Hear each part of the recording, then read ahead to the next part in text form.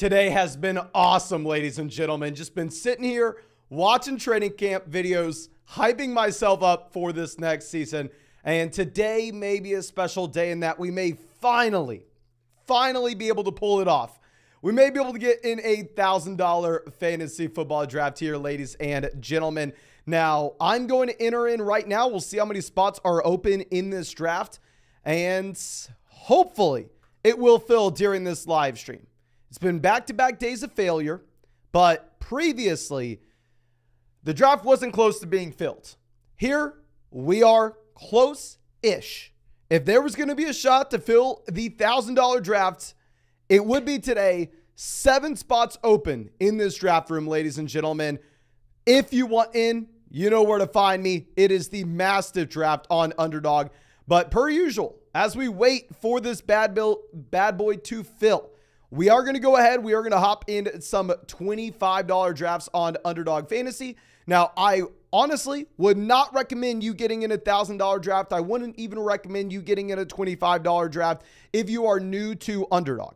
If you are new to Underdog, I would stay away from those. Instead, I would be getting in a $3 Pomeranian Bud Superflex or a $5 Slow Puppy. I mean, I think that the way you should use Underdog is as practice for your main fantasy football league this next year. So if you can get into 2 or 3 slow puppy drafts, I think that'll be awesome. Now, y'all know I'm a crazy person. So we're going to go ahead. We are going to enter into Best Ball Mania here. This is a $25 buy-in. This is a $3 million first place prize, $15 million prize pool, ladies and gentlemen. So let's go ahead. Let's get in this bad boy. And looks like we are going to have some serious competition, ladies and gentlemen. If you look at those badges, a red and white badge on Underdog means they've done 1,000 or more drafts. A black and white badge means that they've done 500 or more drafts. We are sitting here with a total of 4 red badges in this draft, 4 white and black badges in this draft. There are probably a combined 10,000 Underdog drafts under the belt for everybody in this draft with us. So this is going to be a tough spot. We got Tristan out here at pick 2. Happy to see you, my man. Elijah in here at pick 1. Damn Jody in here at pick 8. Thank you so much for everybody hopping in this live stream and this draft with us. I really do appreciate y'all. Going to be excited to get this going at pick 12. And of course, as we wait for this to start, should take about 10 seconds. If you want to get into one of these drafts with us, this is Underdog Fantasy. There are best ball drafts, so no time commitment at all during the year. That's how I drafted 700 teams and how I won $150,000 last season. This is the same place that also has all the player props that I'm sure y'all are used to seeing on the videos. My favorite player prop right now is actually going to be Jamar Chase versus Devontae Adams. I'm taking the Jamar Chase plus 25 receiving yards line on that. But if you want to get into one of these Underdog drafts with us, you can find the link in the live chat, find it in the description, find it in the comment section. If you sign up to Underdog with promo code FLOCK, they're going to match your first deposit dollar for dollar up to $100. Plus, you'll get our 2023 fantasy football rankings and a free trial to flockfantasy.com. Now, one last thing, and I will shut up for about 10 seconds. This is where Underdog is available, ladies and gentlemen. Most people think they don't have it, but you have Underdog in your state more likely than not. Plus everywhere in Canada but Ontario. But let's move this around. We have Cup, Tyreek going pick 4 or 5. Kelsey at 6. No big surprises in this draft so far, right? I mean, this is pretty indicative of what you have with actual fantasy football ADP. Maybe it's going to be up to us to mix up the draft board at pick 12.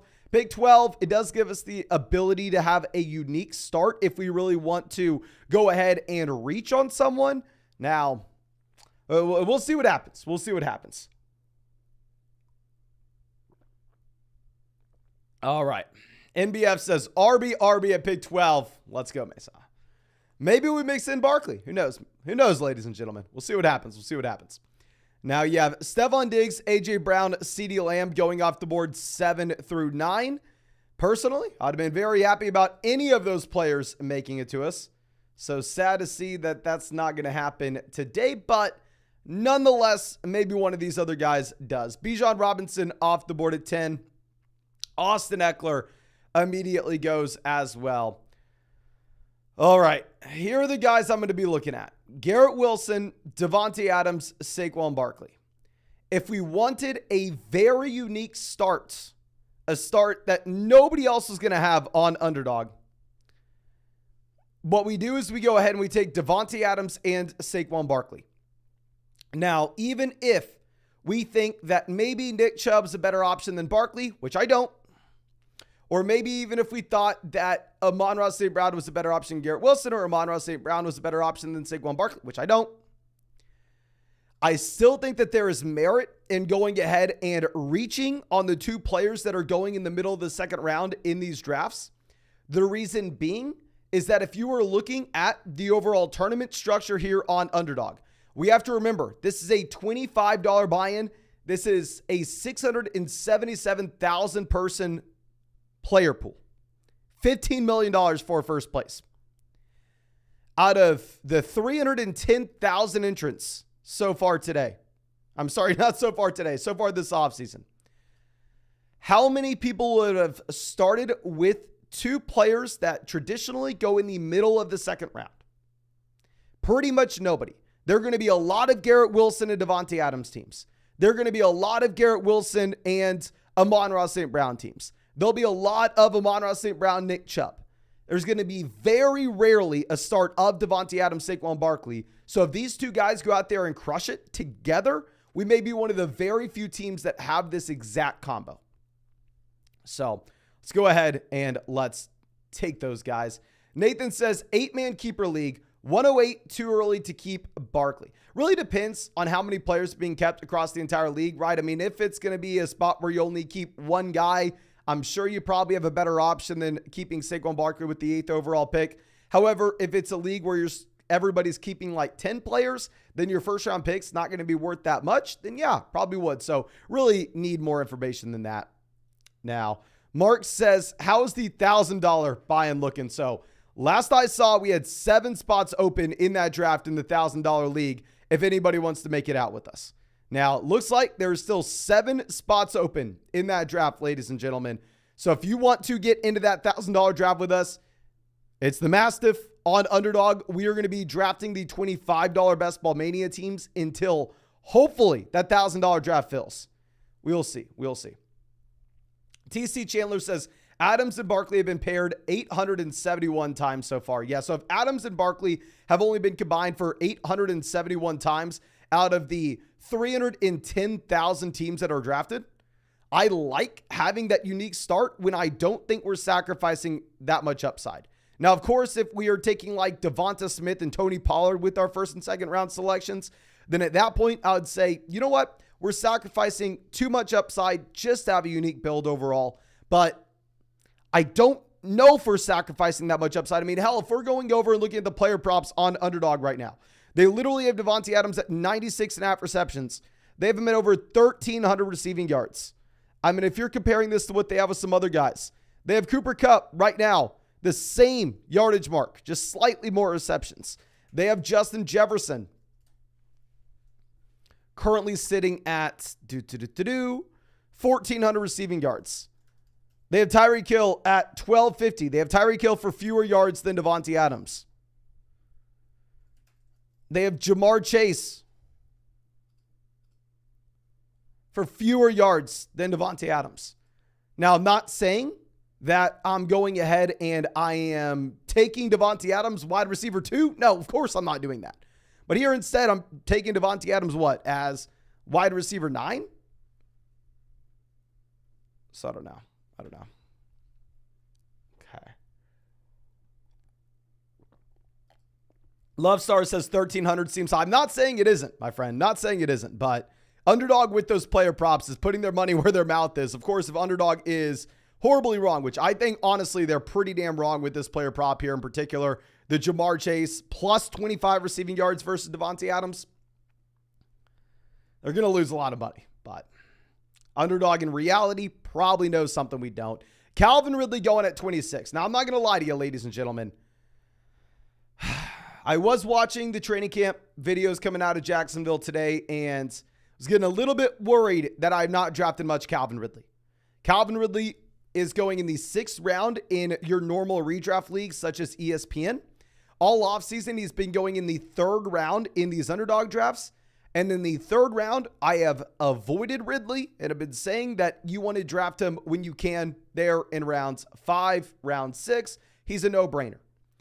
But looking at Calvin Ridley going out there and putting on a clinic at Jacksonville's training camp is making me a little bit nervous about not having enough Calvin Ridley. I don't know. Okay. Now let's see.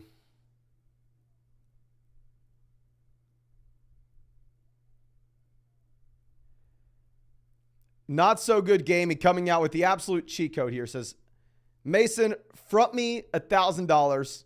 I'll hop in and pick Trey Lance first round. Then you can clip it and tag it. Best use of $1,000 ever and make your money back with 100 million views easily. I can guarantee, I promise you this, my man.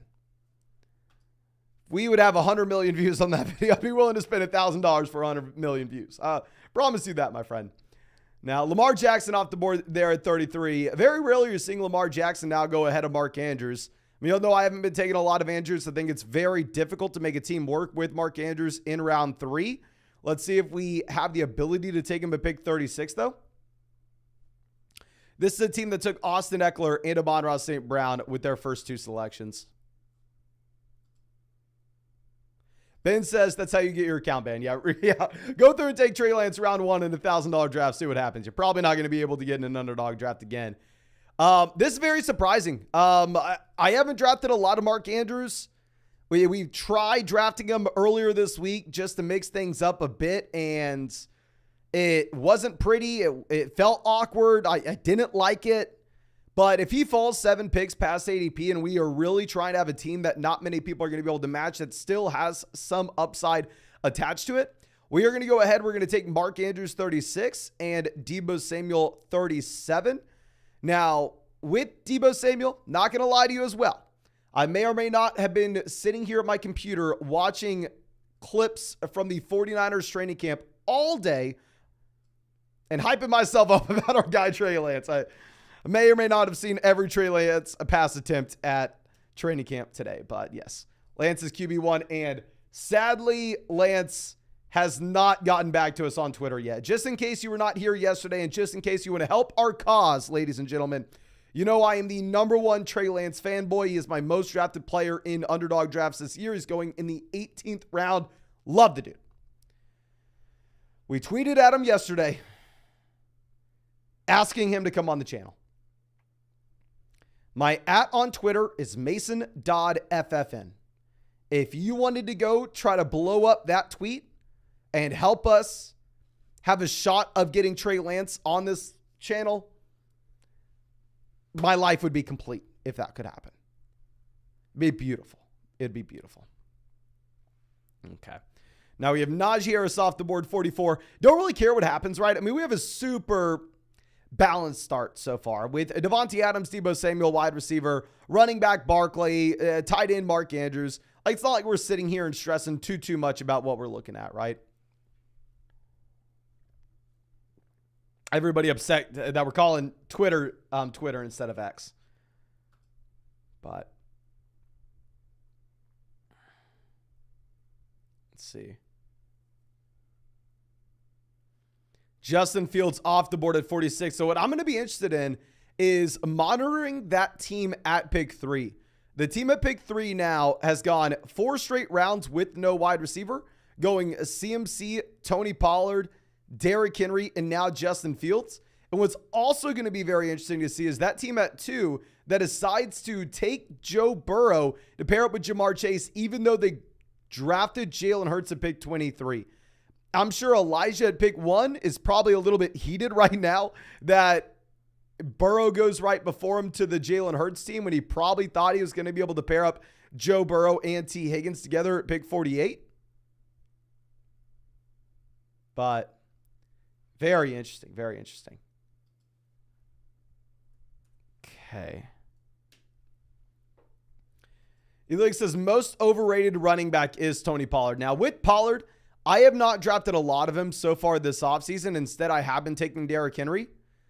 But I'm not going to lie to you. If the Dallas Cowboys do not bring in another running back, it is a massive mistake for me to be passing on Tony Pollard where I am.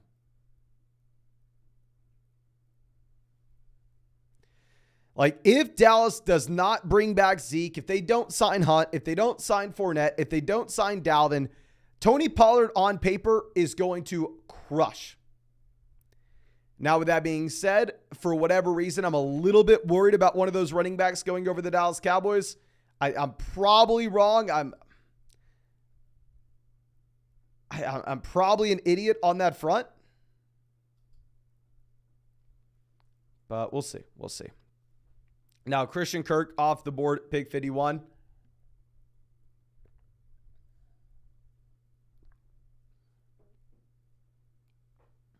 Okay. Joe Mixon goes 52. I kind of like what we're sitting with so far. It's an interesting draft, but I feel like this is a pretty unique draft with how this board's going to develop through the rest of this. Ayuk off the board, 53. I would have been excited to get Brandon Ayuk, just considering the fact that we had Debo possibly setting up that double stack there.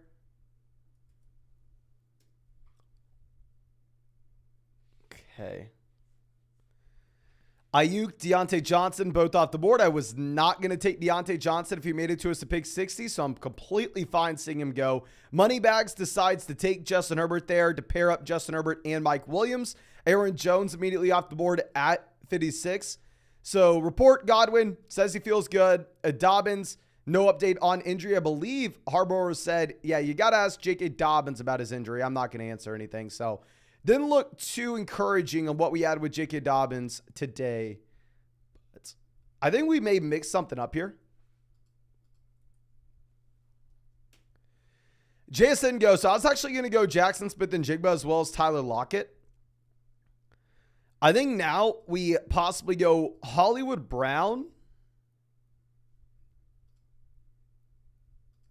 I think we're going to go Hollywood and Miles Sanders.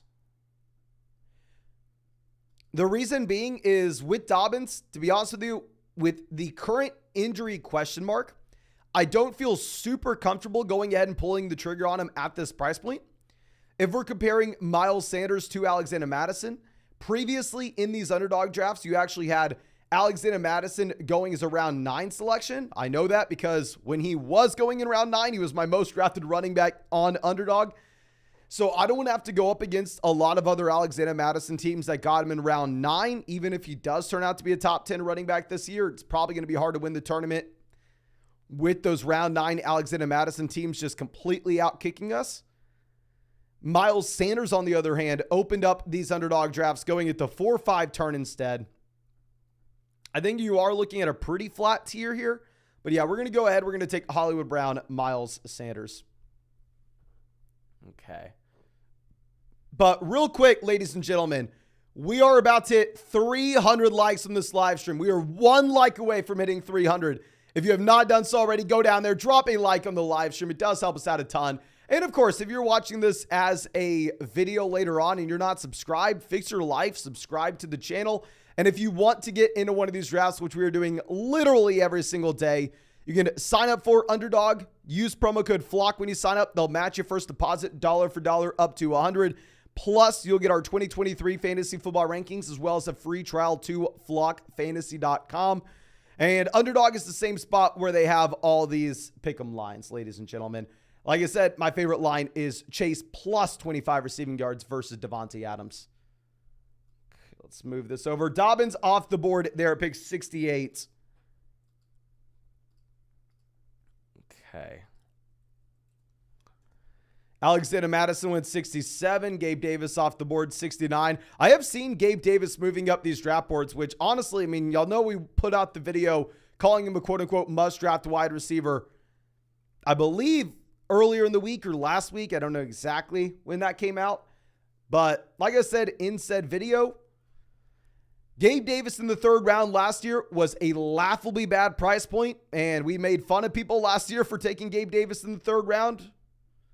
But I am fine drafting Gabe Davis in the 7th round this season. He actually proved something last year. He proved that he can be an every down player. And somehow he's significantly cheaper now. Okay, but Dameon Pierce off the board, 71. Love the Dameon Pierce price point. Jordan Addison goes 72. So Elijah here at pick 1 is setting up the full-blown Minnesota Vikings onslaught with Jefferson, Hawkinson, as well as Jordan Addison. So you assume that they have to be going after Kirk Cousins later on in this draft. Okay.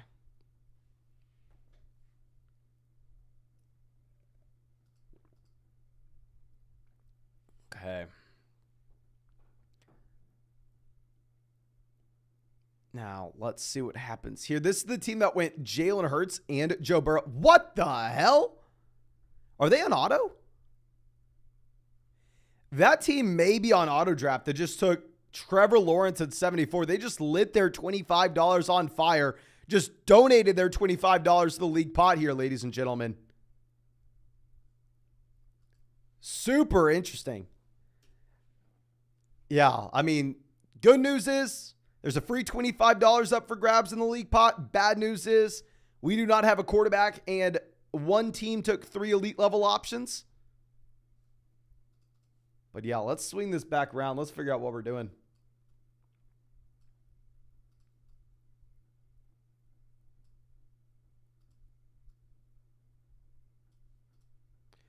Yeah, Tristan said he autoed. Oh. Sorry to see it, my man. Sorry to see it. But thank you for the $25 donation. I appreciate it, my man. Swift off. Let's see what this team does. That team goes Traylon Burks, pick 79.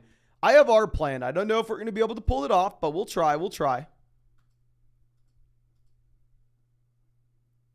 Deshaun Watson goes 80. I was actually going to go ahead and take Deshaun Watson here, but sadly, it's no longer happening, ladies and gentlemen.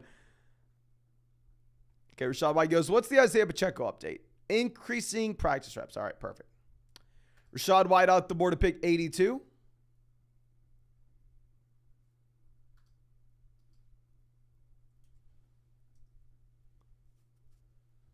Let's see. This is a team that has 2 running backs, 4 wide receivers so far.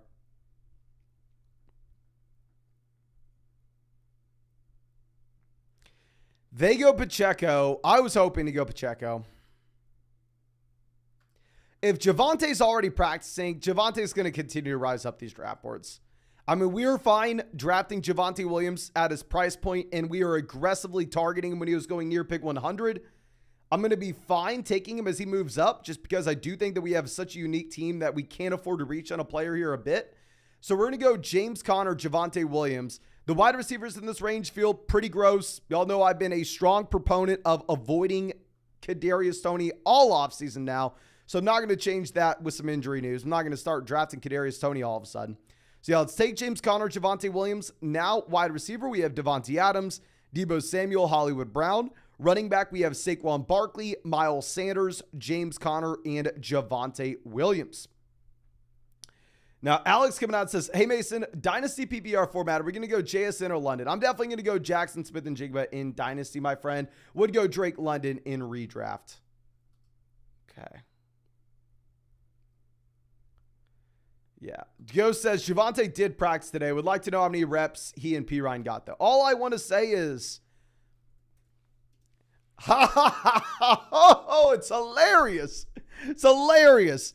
Of the Samaje Perine truthers that were screaming at us to not draft Javonte Williams and instead needed to be drafting Samaje Perine of all running backs earlier this offseason. Like, can we collectively pour one out for the people that were drafting Samaje Perine for whatever reason they were doing so? Like,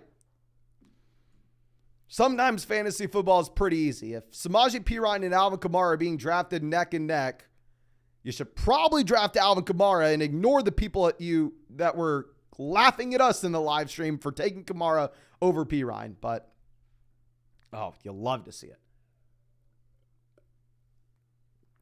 Kadarius Toney finally off the board, 91. Do not fault this team at all for taking Kadarius Toney where they did. I think this is about the appropriate price point. This is where Toney should have been going all along, not in round 6 ahead of Mike Evans. Instead, down here next to like Cortland Sutton, Rashad Bateman, Elijah Moore, just as a pure upside shot. So yeah, if you're that team that went Kelsey Mahomes in rounds 1 and 2, and then you get the ability to take Kadarius Toney next to Cortland Sutton, then yes, let's go ahead and let's take Kadarius Toney there. But Tommy Knows coming out of the donation, thank you, says, just so everyone knows, you can set positional limits in your underdog rankings. For example, I have a 2 quarterback limit in case I accidentally auto draft. That is good advice, my friend, and I'm going to give everybody advice as well. Please do not enter into an underdog draft at any point if you think that there's a chance that you're going to have to go do something and you're going to have to auto draft. Not for the sake of the people that you're drafting with. Hell, I don't care if I see an auto drafter in my draft with me, because that just tells us that we get a free $25 thrown into the league pot. But for your sake, if you auto draft, say 10% of your teams, then it's going to be almost impossible for you to be a profitable player at the end of the season. I do not auto draft ever, ever, ever, ever. Okay. Now let's move this. Jamison Williams off the board at 102. So, I mean, we're only going to be drafting one more running back in this league when we have Barkley, Sanders, Connor, Javonte. Richardson off the board 103. Anthony Richardson definitely would have been in play for us if you would have made it, considering the fact that you don't really need that Indianapolis stack when you're betting on Anthony Richardson. You're betting on the rushing upside. But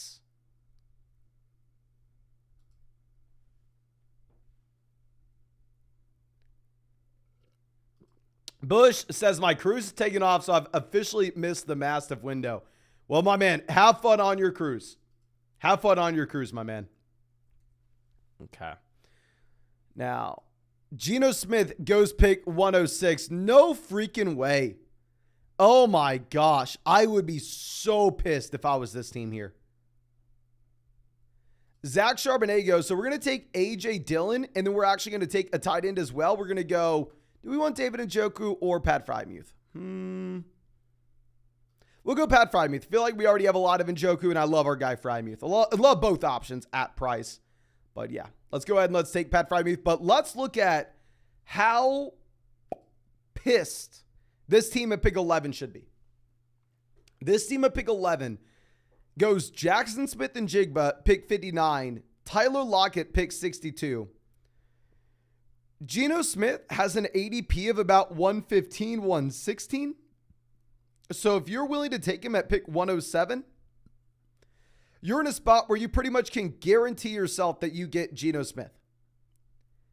But instead, the team here at pick 10 comes out of nowhere, come out of left field to take Geno Smith about 10 to 11 picks before ADP, not having DK Metcalf, not having Lockett, not having JSN, hell, not even having Kenneth Walker with the ability to take Zach Charbonnet. Brutal. Teague says, Mastiff starting to fill up. Okay, so if y'all don't know, we are sitting in the $1,000 draft lobby on Underdog. If you want to get in that draft with us, there's 6 more spots. I know 99% of people on Underdog are just going to stick to the $3 and the $5 drafts, but this is for maybe those 6, or actually, there are only 5 spots left in that draft now.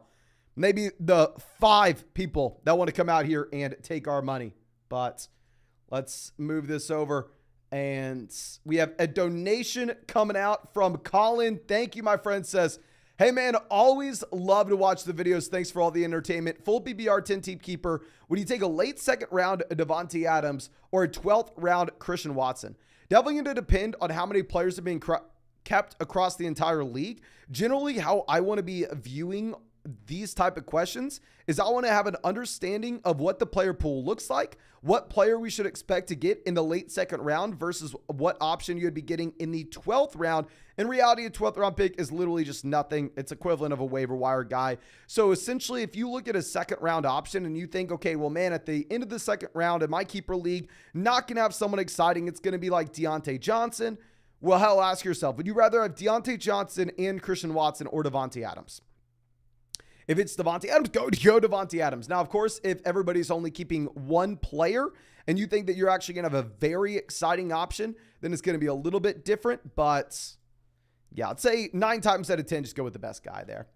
Now, Brian coming out of the donation as well, thank you, says, Hey, Mason, so I've got CMC or Madre and Amon-Ra St. Brown as my first 3 picks. Need help picking between Watson, Gibbs, ETN. My gut says ETN, but what do you think? Should I grab ETN for that flex spot? I would say if you're only going to be starting 2 wide receivers, 2 running backs, a tight end, and a flex in your league, or maybe 2 flexes, I would go ahead and I would take Travis Etienne. Now, the majority of people are taking Jahmyr Gibbs instead. Jahmyr Gibbs does have a higher ADP on Underdog than Travis Etienne does. Now, of course, that's going to be for a traditional redraft format where you're submitting your starting lineup each and every week.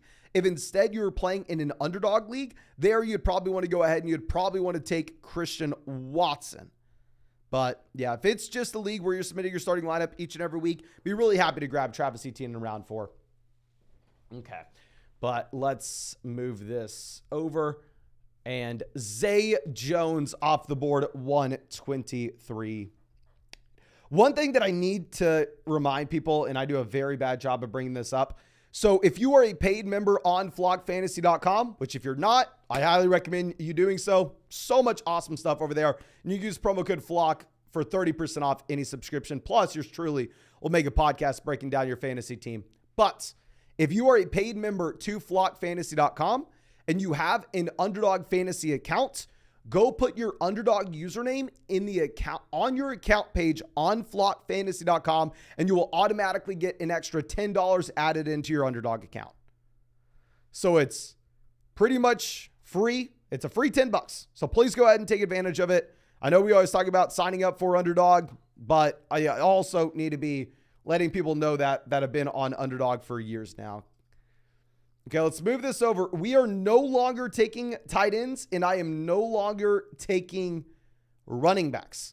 We are exclusively quarterback, wide receiver through the rest of this draft, ladies and gentlemen. Quarterbacks in this range that could be appealing. Russell Wilson would pair up with Javonte Williams. We could target Marvin Mims, Tim Patrick later on. Jared Goff wouldn't make much sense. I'm probably not taking Jared Goff, but we'll see what happens here. We'll see what happens.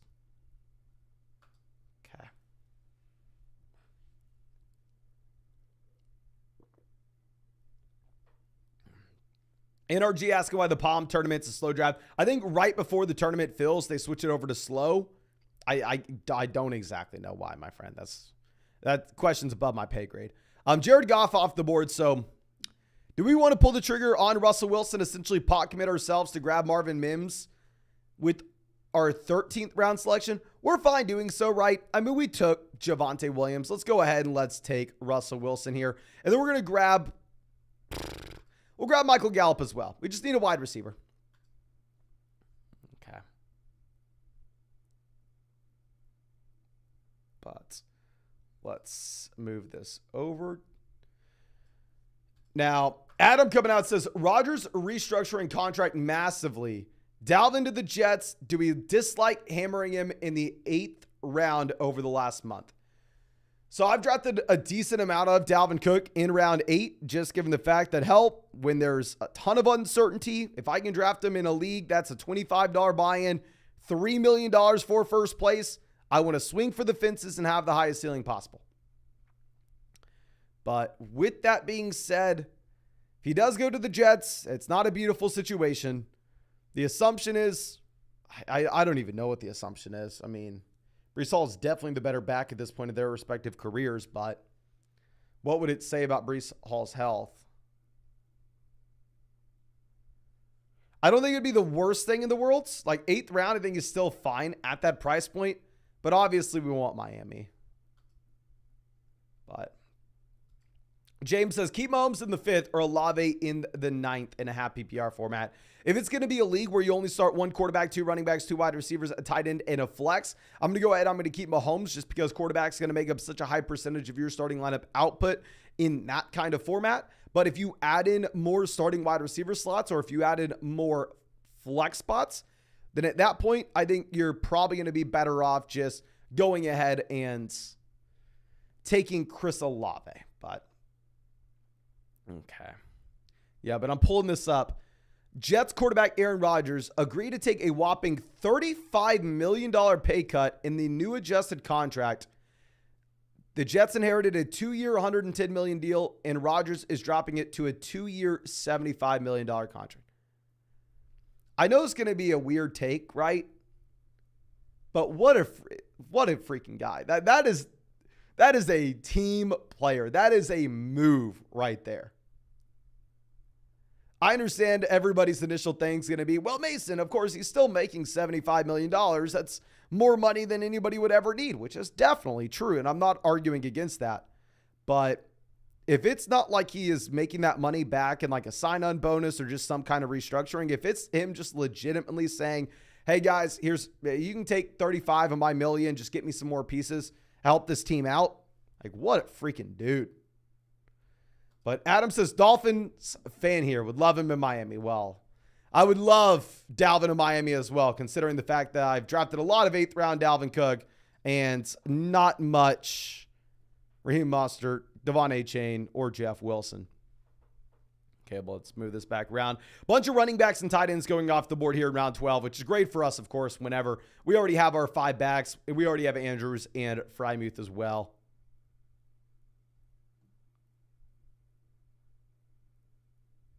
Okay.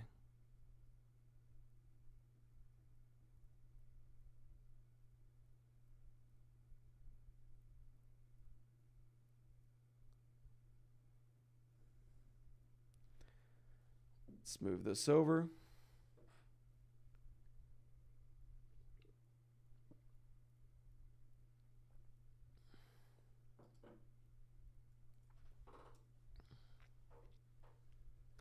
Van Jefferson off the board, 149. So you still have some pretty good. Still have Dalton Schultz available. If Schultz makes it back to us, I will probably be very upset with our decision to draft Pat Frymuth, but it is what it is, right? Like, I've just essentially pot committed myself to taking Frymuth there when we can. Now, like I said, we are going quarterback, wide receiver through the rest of this bad boy. And if we're looking at these quarterbacks, Derek Carr doesn't make much sense. We don't have any Saints. We can't even take a Saints tight end later on. Stafford doesn't make much sense. We don't have any Rams. Jordan Love doesn't make much sense. They're only Packers. A.J. Dillon. It's not like A.J. Dillon, Jordan Love correlate that well together. So, yeah, we're probably sitting still. But real quick, we are 2 likes away from hitting 500 likes in this live stream. So if you have not done so already, please go down there, drop a like on this stream. And if somehow you are not subscribed to the channel, fix your life, subscribe to the channel. We are live streaming every single day until 2024. I've not taken a single day off since April. Marvin Mims goes 155 for that team just to snipe us, even with Dalton Schultz available. You got to love live streaming. We're going to go ahead. We are going to take Donovan Peoples-Jones as well as, I guess, Tim Patrick. We'll go Tim Patrick. I don't necessarily think that it's a massive reach comparison to the other wide receivers on the board. I mean, all these guys are pretty much in the same tier. So, yeah, let's just go wide receiver, wide receiver. Don't love the guys that we're getting. It is what it is. Sometimes you have values falling to you. Sometimes you won't. And you just got to make the best of what you can get. Okay. Let's move this over. So, wide receiver now, we are sitting with Devontae Adams, Deebo Samuel, Hollywood Brown, Michael Gallup, Donovan Peoples-Jones, Tim Patrick. Running back, we are sitting with Saquon Barkley, Miles Sanders, James Conner, Javonte Williams, A.J. Dillon. Tight end, we have Mark Andrews, Pat Frymuth. Quarterback, we have Russell Wilson. We're definitely going to take 2 more quarterbacks in this draft, ladies and gentlemen. Definitely taking 2 more QBs in this draft. Okay. Rhett coming out says Tua and Howell recently turned down Netflix for the quarterback show. I did see that. I mean, obviously it's very difficult to know exactly what the day-to-day is like for these guys. And if it truly would make sense for them to sign up to be the focus of a documentary for an entire year.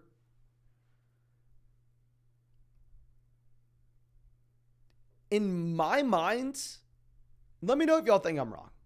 But if I was like Marcus Mariota, if I was especially Patrick Mahomes, Kirk Cousins, I would have probably been very hesitant to agree to like the Netflix quarterback documentary. But once you see it go out, I feel like they did a good job like portraying the quarterbacks in a fair light where they made them look good. You know what I mean? I would assume that based off the documentary, that quarterbacks would be more excited to do it, if that makes sense. I don't know. 20 says Mahomes did it and won a Super Bowl. That is true. That is true. Ian says, made me like them all more. JB the Tech says, yeah, I loved it. See, that's what I'm saying. I completely understand, like, the first go-around, I would have been like, hell no, I'm not signing up to have a documentary crew follow me around all football season. I got to make sure that I'm doing my job to the best of my ability. I don't need this stress. I don't need this headache. But I feel like once it comes out, makes the quarterbacks look good, people like it. Like at that point, I don't know. I'd be more willing to do it, you know. I don't know if we're explaining that well or not, but.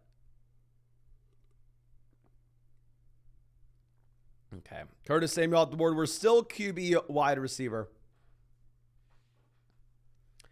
So if we're looking at potential stacks, the 49ers stack does make a little bit of sense. Jimmy G does make a little bit of sense. That's about it.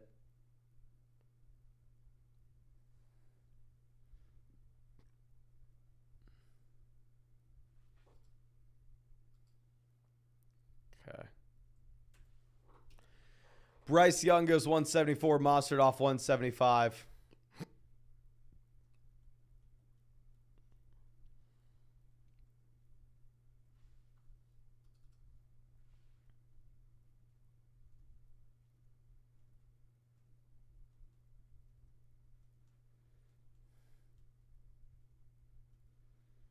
Devontae Parker goes. John met you off the board. Okay, so we're going to go ahead. We are going to draft the starting quarterback for the San Francisco 49ers here. Let's get him up. Perfect. All right. Now let's swing this back over. So now wide receiver, we have Devontae Adams, Deebo Samuel, Hollywood Brown, Michael Gallup, Donovan Peoples-Jones, Tim Patrick, Tyquan Thornton. Running back, we have Saquon Barkley, Miles Sanders, James Conner, Javonte Williams, A.J. Dillon. Tight end, we have Andrews and Frymuth. Quarterback, we have Russ, and then the starting quarterback for the San Francisco 49ers. But Category 5 collections coming out says 10-team full PPR. Keep Hawkinson or Madison as the 7th round pick. I would rather have Hawkinson, personally. Especially if you keeper league as well. Especially keeper league. Okay.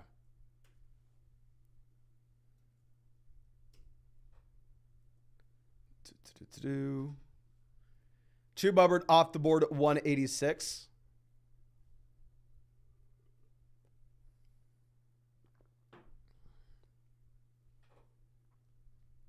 Teague says you drafted Tom Brady. Imagine if Brady went to San Fran. Imagine it, ladies and gentlemen. Would be really exciting. I'm not going to lie. I would like it so much that I'd be fine if it meant Lance was a backup for another year. And I wasn't even like a big Brady fan at his peak, right? I feel like at someone's peak, naturally, everybody's a hater of said player. Like at Tom Brady's peak, I think New England Patriots fans like Tom Brady, and then everybody else isn't really a Tom Brady fan, right? But once you're at the end of someone's career like that and you can step back, especially once he wins in Tampa, like, okay, football's better with this guy. You know, we want this guy here. We want this guy. Okay.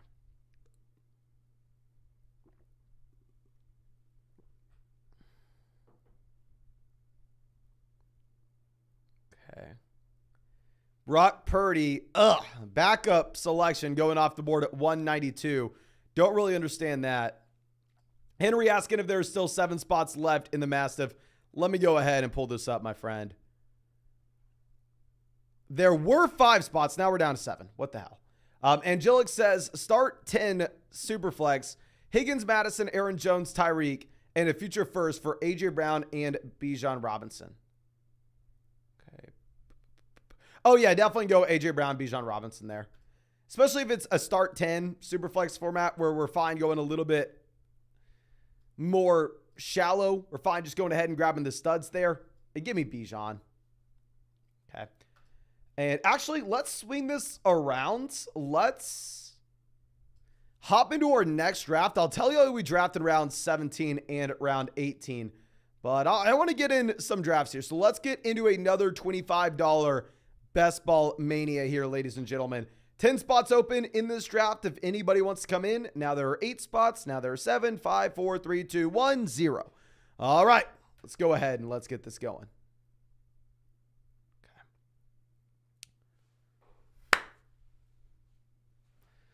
Okay.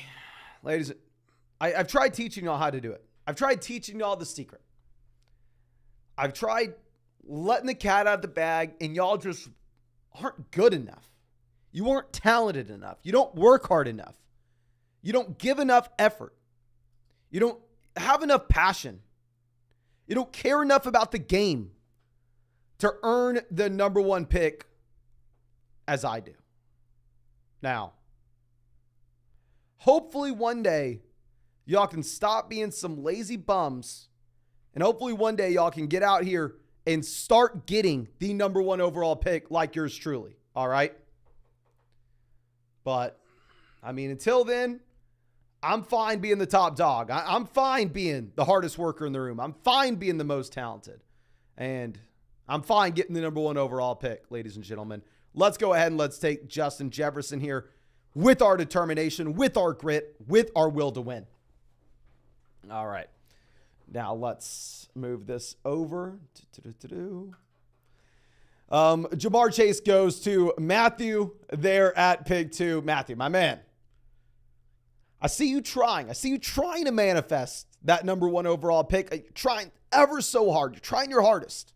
Not hard enough, though, buddy. Not hard enough. Now, we have Tyreek going 3. CMC off the board at 4. Post says Mason has a 50% exposure to Jefferson. Let me see how much Jefferson I have. It's going to be a bad year if Justin Jefferson gets injured, ladies and gentlemen. I'll tell you that much. I have Justin Jefferson in 11% of drafts. I am sure after this one, we'll probably be closer to 12% of drafts, Justin Jefferson. Okay. Now Diggs off the board at 6. And this would be a good time to let y'all know, if you think you have the will, the determination to win, if you think you have the skill, the talent to earn that number 1 overall pick, probably a pretty good thing for you to get on Underdog Fantasy, where there are the largest fantasy football tournaments on planet Earth, where you can get into drafts with us every single day on the live stream. I mean, hell, we've drafted every single day since April, not missing a day until 2024. You can find the link to Underdog in the live chat in the description in the comment section. If you use promo code FLOCK, they're going to match your first deposit dollar for dollar up to $100. Plus, you'll get our 2023 fantasy football rankings, a free trial to flockfantasy.com. Available in damn near every state. You can see all the states here. It's best ball, so no time commitment at all during the year. So I drafted 700 teams, won $150,000 last season. And it's also the same spot where you see all the player props in the videos, right? My favorite prop being Chase plus 25 yards against Devontae Adams.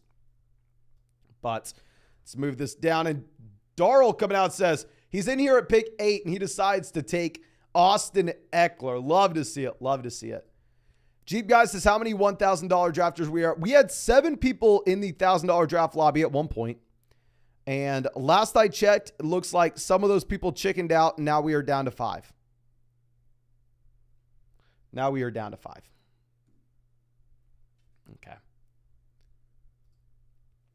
And Mutiny, yes, this is best ball. So not meant to replace your main fantasy football league, meant to just be some extra fun on the side.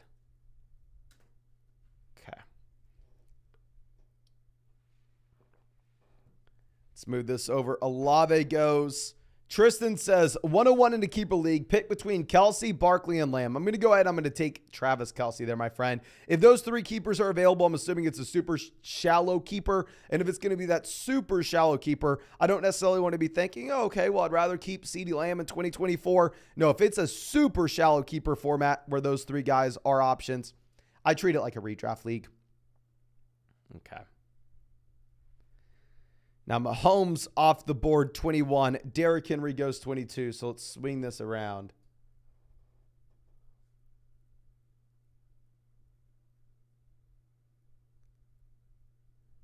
I feel like someone went that wasn't supposed to. Do you always have options like this?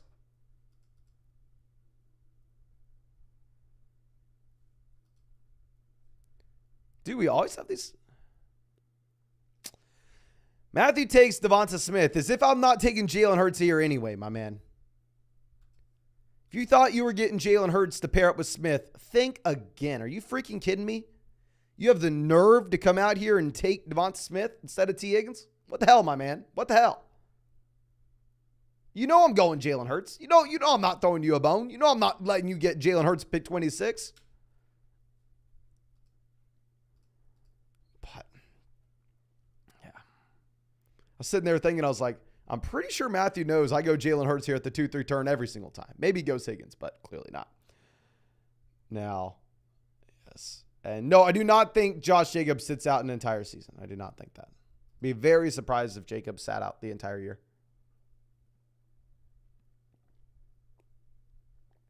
Okay. Andrews goes pick 29. Torres says that guy didn't go with the Mahomes-Kelsey stack. Let's see what he does. Yeah, he goes Kelsey, Taylor, Breece Hall here through the first 3 rounds. So it will be interesting to monitor this team through the rest of this draft, right? A Kelsey team that does not take a wide receiver in rounds 2 or 3. I'm going to want to monitor that, ladies and gentlemen. Jeep Guy says, Mason, what color is your Bugatti after your Best Ball Mania win? What is funny enough is, you know, my man, I have a 10-year-old Jeep, and if I won $3 million in Best Ball Mania, I can pretty much guarantee you I would not get a new car. Like, lake house, boat, maybe a different story. We'll see what it looks like after taxes. But yeah, even if I won the $3 million on Best Ball Mania, I care so little about cars that I'd be rolling with the car I've had since I was 16. Okay. And I know this is a quick side note, but I like having like an old car that you don't really care too much about, because like, say someone like door-dinged me, you know, if I just went out and bought like a Corvette or just some nice car, I would lose my mind. I would cry probably. If someone dings the car that I have now, who the hell cares? You know? But Christian Watson off the board here.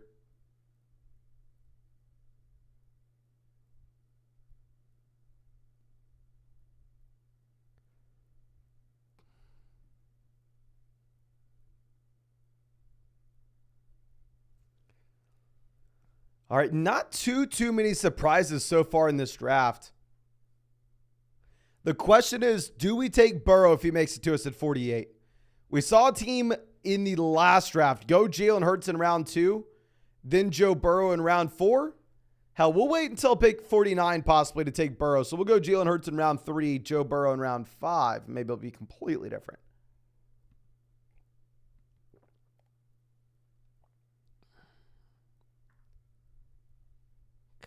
Yeah, JN exposing us. Says Mason is lying. I've seen his Lambo. How funny would it be if I was like just whipping around a Lamborghini?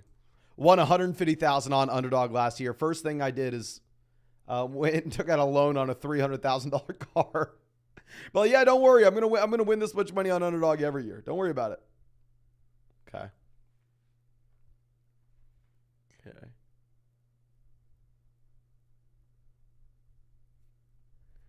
Now, Joe Mixon off the board there, pick 45. Mike Williams goes.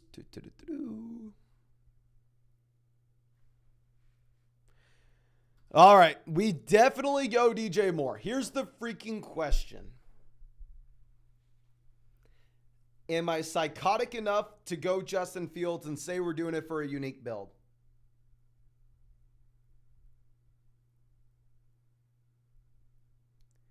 That's the question, ladies and gentlemen. Here are the options.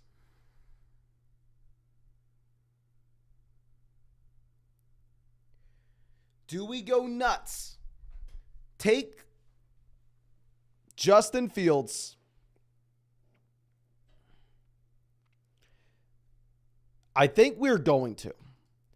Now, from a median projection standpoint, I want to be very clear. If you were looking at advance rates, if you were looking at your floor, if you were looking at just trying to, on average, have the highest score, you don't want to take Justin Fields here. Now, there is a little bit of strategy in the overall structure of this tournament. So just in case if you don't know how these underdog tournaments work, weeks 1 through 14, we are going to be going up against the other 11 other owners in our league. The top 2 teams in said league are going to advance to the fantasy football playoff tournament, where there we are going to be put into brackets. Now, you have to think in general about how you can advance a unique team to that fantasy football playoff tournament where you're in brackets. One possible avenue to get there and have a unique team is, say, what if we take Jalen Hurts here? We take Justin Fields. The smart thing is to not take these guys together so nobody else is doing it. Instead, everybody's doing the smart thing and they're taking Jalen Hurts and only one other quarterback, such as like Jordan Love. But in that scenario, what happens if Jalen Hurts misses 8 weeks this next season? And we are one of the only teams that can sneak Jalen Hurts into the fantasy football playoff tournament. He comes back, and in that 3-week stretch, he's the quarterback 1 overall, and we straight up win $3 million because of it. Of course, it's not a super likely outcome. And like I said, if you're drafting to try to have the highest median projection, you do not want to be doing this, and you still probably don't want to be doing this. But if I'm trying to get some mental gymnastics underway to maybe excuse a very bad selection on my part by going ahead and taking a quarterback, even though we just took Jalen Hurts at pick 25, that's going to be the mental gymnastics we do. And that will be the excuse that we have for a very bad selection here.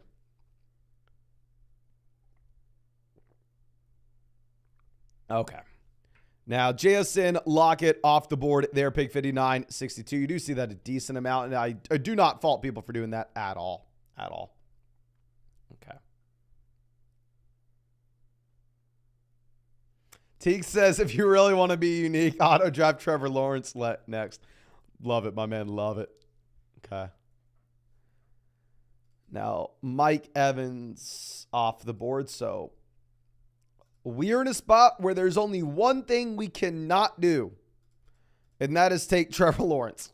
The one thing we can't do is take Trevor Lawrence, and we are really wanting to get Dallas Goedert here. 9 times out of 10, you can get Goddard. He has an ADP of 75. Usually it's the Jalen Hurts team that drafts him. Okay. XDS says Fields going to win Mason and Bugatti. If Fields wins us, I don't want to say something crazy like I'll get a tattoo, but if like I win Best Ball Mania, you better believe. Here's what we're doing. I'm going to commit myself to this. And I think this would be a super cool thing. If we win Best Ball Mania, I'm going to get every jersey of our winning lineup and hang it in the studio. Every single jersey framed of our winning lineup in the studio. So if Justin Fields wins it for us, we will have a signed Justin Fields jersey hanging up. Okay. Bengals says, what's wrong with the tattoo? I'm sorry, my friend. I'm not wanting to walk around with the Justin Fields tattoo. Maybe it's just me, but even if Justin Fields won us a couple $1 million, I wouldn't want to be walking around with the Justin Fields tattoo for the rest of my life.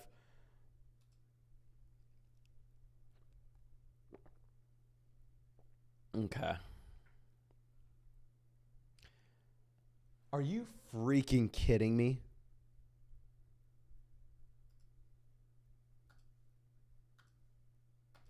Damian Pierce off the board, ladies and gentlemen. So we're going to go with the weirdest underdog team you have ever seen. We are going to go with the weirdest underdog team you have ever seen. We're taking Kyle Pitts and Dallas Goedert here. And this is proof that I'm an idiot and you should never follow what I do. But This will be a team we're drafting 6 running backs. I pray to God that we have a running back we like making it back around to us. Going to go with the bully quarterback and bully tight end strategy. Should you ever do this? No, you should not. But I'm tilted. Matthew sniped us on Devonta Smith at 23. Snipes us on Dameon Pierce at 71. So I'm in a tailspin. We're crashing. We're burning. And if we're going to crash and burn, might as well do it in style. But Jeep Guy says, Zachary Link, officially the last guy for our Flock Fantasy Mod League. 12 out of 12, baby. Like the jersey idea. Hell yes, my man. Excited to see that league. And Zachary is a badass. Happy that he's in there with you. Now let's move this over. And Rob says, excited about this Superflex team I drafted at pick 4. What are your thoughts? We have Lamar, Bijan, Geno, Andrews, Ridley, London, Ritter, JSN, Connor. Ooh.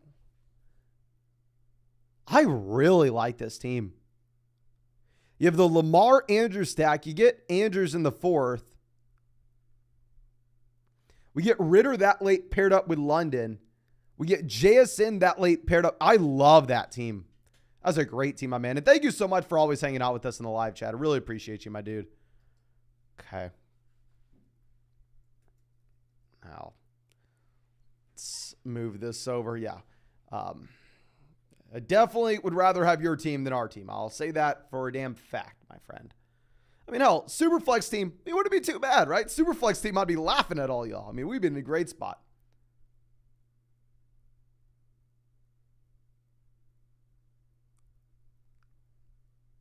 GBD12 says, the most I'll do is frame the draft board. So, I mean, if we won, like, say, $3 million, the very least we could go through and we could get all the jerseys of the winning team, right? I mean, at the end of the day, if we ended up spending $1,500 on jerseys for the studio, which would, in my case, end up being a business expense, hashtag cheat code, that would be a total of it would be 0.05% of the $3 million. So,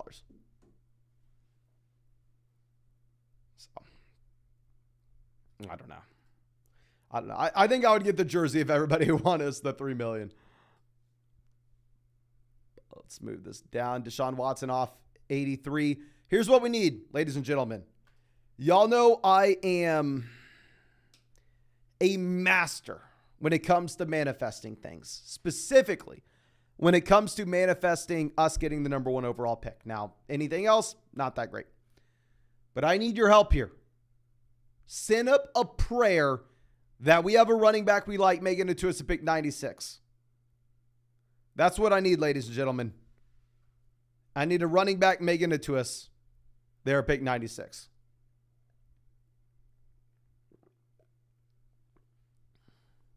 Two Shoes Media says 18 signed jerseys is like 10K. I'm saying lineup, my man. So lineup is 1 quarterback, 2 running backs, 3 wide receivers, tight end flex. We got 8 guys. And there's no way in hell 18 signed jerseys are $10,000. Let me look up, how much is a Justin Fields jersey right now? Keep in mind, this is coming from someone who has 0 signed jerseys, but okay. Justin Fields signed jersey. A signed jersey for Justin Fields like $350. I see one used for $200. Yeah. That's $200. How much is a Justin Jefferson one? Yeah, Justin Jefferson's like $170. Signed jerseys aren't much.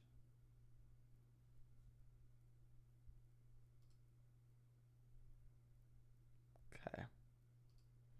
Tommy Nose says, if you win best ball, I say you should treat your mods to a mothership. Yes.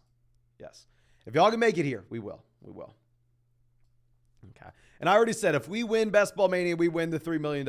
Our next Flock Fantasy meetup will be a freaking party. I'm telling you. Cheap Guy says, watch, you have to get a signed P. Ryan Jardal. Hell, P. Ryan won us $3 million. I would be Samaje P. Ryan's #1 fan. I'd be the leader of the Samaje P. Ryan fan club. So we are only running back wide receiver from here on out, ladies and gentlemen. That's the only thing that we can do in this draft. Okay.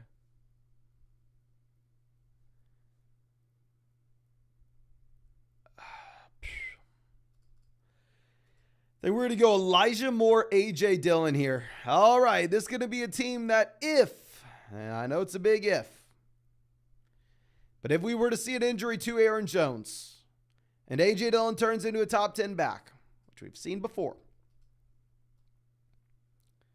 we printing money, all right? We printing. Now, would have been nice having Dalvin Cook. Would have been nice having Dalvin, but it is what it is. You don't always get what you want.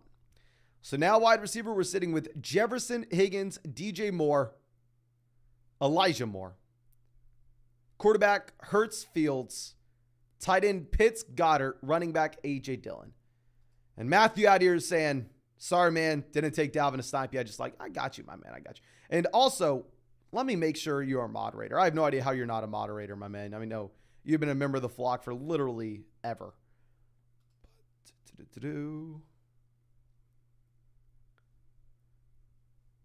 Swing this back around. Every time we see a green player, a running back off the board, I cry a little bit on the inside. Oh, it's brutal. Okay.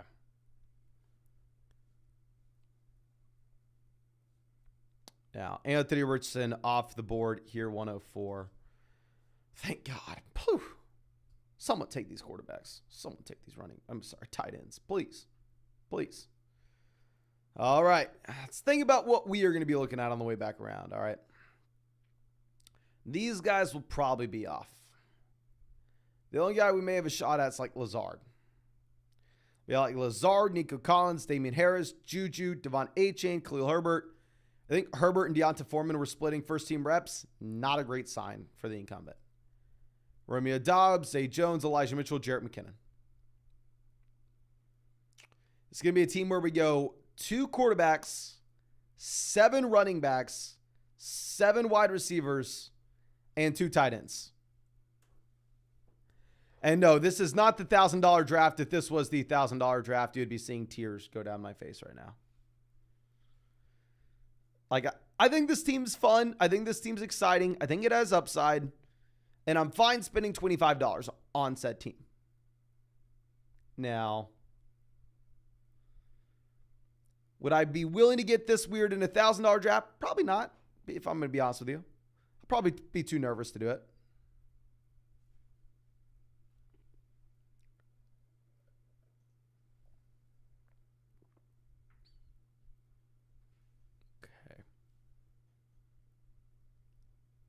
Juju goes 113. Dak off 114. I would have been fuming if Dak Prescott made it down to us at like 120. Oh, I'd have been fuming. Cousins, Geno still available.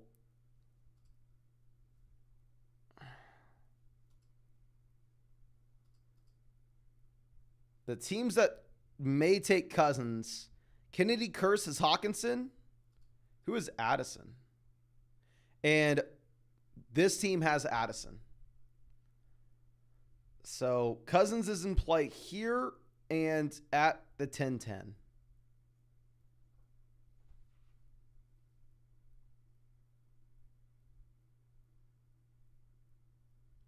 Cousins goes, thank God. Who has Metcalf? This team has Metcalf. Yeah, they go Geno. Beautiful. Oh, that's what we needed, ladies and gentlemen. That is what we needed. Damian Harris off the board at 118. Matthew on the clock goes Romeo Doubs. Do I want to take Devon Achane? Hell no, I do not. We're going to take Khalil Herbert and Elijah Mitchell. We're going to take some running backs that should see touches on a week-to-week basis, and that's what we need, all right? Devon Achane, for whatever reason, I've convinced myself, is not too exciting of an option. I don't really see it in the range of outcomes where Devon Achane ever turns into a top 12 running back, top 15 running back, when the man weighs less than 190 pounds. Now, with that being said, maybe we just need a top 36 running back here. But I don't know. JN obviously not happy with us taking Khalil Herbert, my man. Maybe we go Deonta Foreman later on. Maybe we do. April says, manifesting the 101 for the Mastiff won't be today, though. Let me see if we are any closer to filling the Mastiff. We are not. So we are probably going to have to, if we don't fill the Mastiff today, this will be officially the last day we title a live stream $1,000 draft. Will be the last time we do that. Today we put the question mark because I didn't know if it was going to happen or not. But it will no longer be. I can't title every single live stream $1,000 draft and never fill it, right? Okay. McKinnon goes 123. Jamal Williams off the board 125. A-Chain goes 127. Okay. Let me see what the underdog lines are when it comes to the Chicago running backs. So they have Foreman at 460. They have Herbert at 600 when it comes to their rushing yards.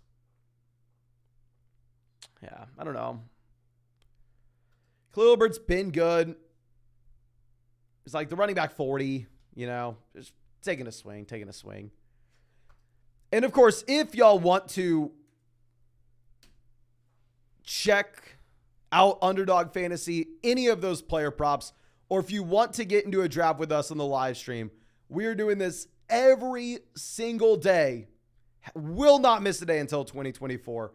And if you go to the link in the live chat, the link in the description, the link in the comment section, Underdog will match your first deposit dollar for dollar up to $100. Plus, you'll get our 2023 fantasy football rankings, a free trial to flockfantasy.com, and it's available in damn near every state. You can check out all the states here, ladies and gentlemen. And a reminder, if you are a paid member of flockfantasy.com as well, make sure you put in your Underdog username onto your account page on flockfantasy.com, and you'll get an added on $10 in your Underdog account. And that doesn't matter if you signed up to Underdog like 3 years ago, 2 years ago, last year, today, tomorrow, the next day. I mean, that's available to you literally whenever. Obviously, it's only one-time use, but yeah. Like, make sure you're taking advantage of that free $10 that can get added in. Okay. Flamingo says, get my man that kick or rumble deal. Don't know if y'all know this, but last year we had a rumble deal. Now, sadly, nothing close to what is being reported. But last year we did have videos on Rumble. We had a rumble deal. But yes, y'all can set us up with a new deal that is being recorded from XQC. Your boy would appreciate it. Michael says W promo as always. I mean, come on, guys. Y'all got to give me some credit. Nobody can say a promo like your boy.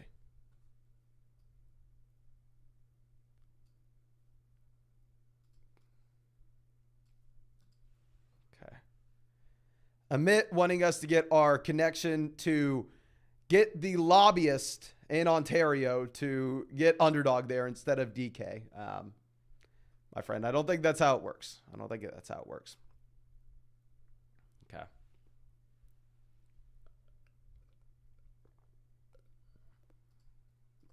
XDS says Mason $100 million kick deal. I agree.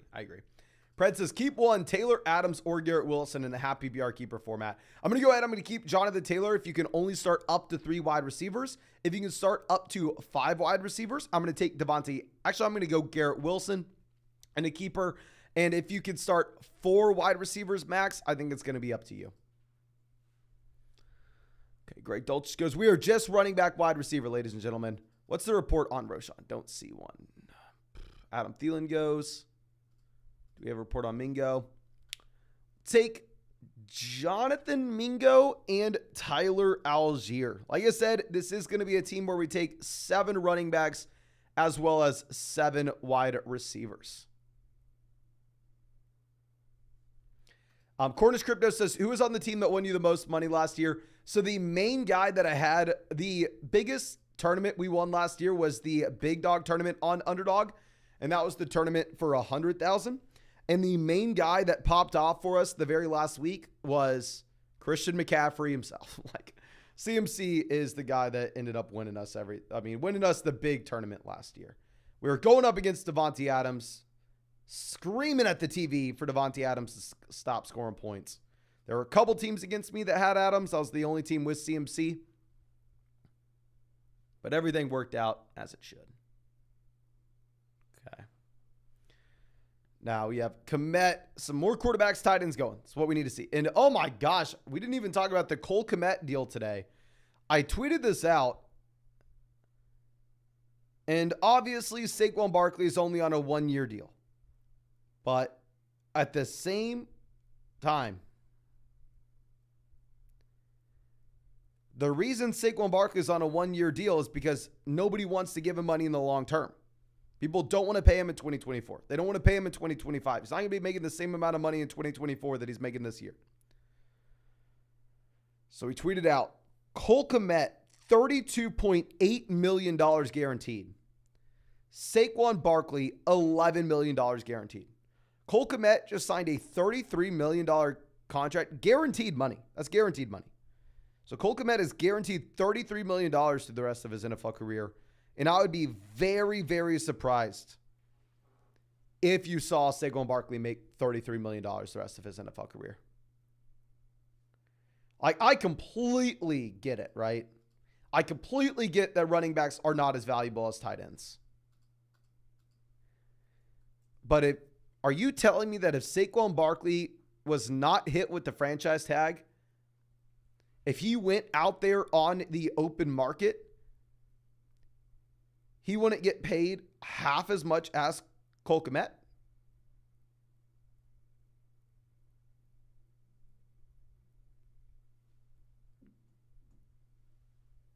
I don't know.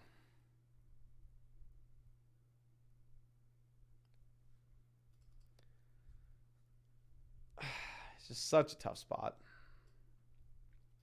Like I said, I don't necessarily think it's an issue with like the running back market. I don't think they should try to manipulate and say, oh, running backs on their rookie contracts should get paid differently than other players on their rookie contracts. I think it's just they need to try to fix something when it comes to how they're treating the franchise tag. I mean, the fact that you can just franchise tag a player and they can't go and see what they could get on the open market doesn't seem like a great system. Okay. Shaheed off the board at 163. I mean, all we want to see is quarterbacks and tight ends get drafted. That's the main thing we want to see, of course.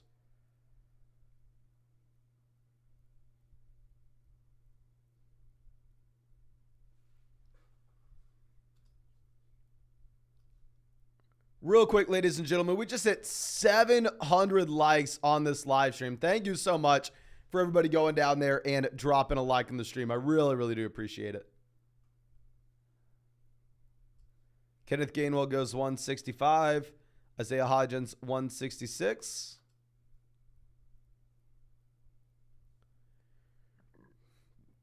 I guess we're taking Jerome Ford.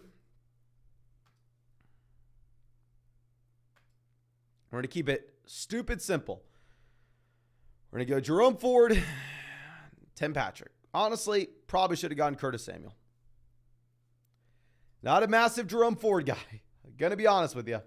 But it is what it is. We need a running back.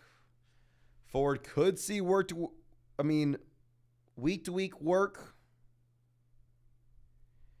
You don't really know. You don't really know. I mean, I haven't taken a lot of Ford at this price, but we'll see. HPT Bears says Fields going to get 4,000 passing yards on the season, my man. Hopefully you were correct. I mean, I did go ahead and I did take Justin Fields here in this draft. But with that being said, let's go ahead and let's pull this up with what Justin Fields had last year. Justin Fields last season, not going to look at his totals because that's a little unfair. He missed some time. Let's look at his passing yards per game. Can y'all guess how many passing yards per game that Justin Fields had in 2022? And I took Justin Fields in this draft. But In 2022, how many yards per game do you think Justin Fields had? Robert says 211. Zach says 167, 150, 186, 160, 170, 200, 187, 130, 185, 160, 150, 170, 105, 128, 192. He had 149 passing yards per game last year. Justin Fields had the worst season since, I believe, 2010 that we've seen from a quarterback throwing the football if you're just looking at passing yards per game. Now, I would expect Justin Fields to be the most improved passer in the NFL this next season.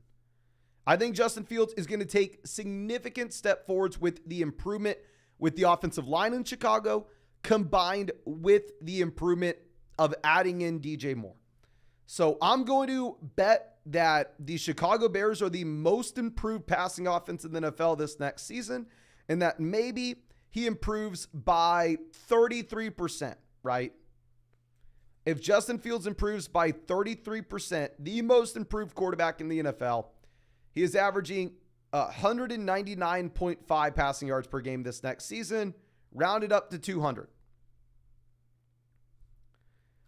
Let's do a little bit of more math here. So to get to 4,000 passing yards, he'd need to have to throw for 235 passing yards per game. Let's do a little math. Justin Fields would have to take a massive leap forward. Essentially have to take like half his production from this past season and add it on to what he had, you know.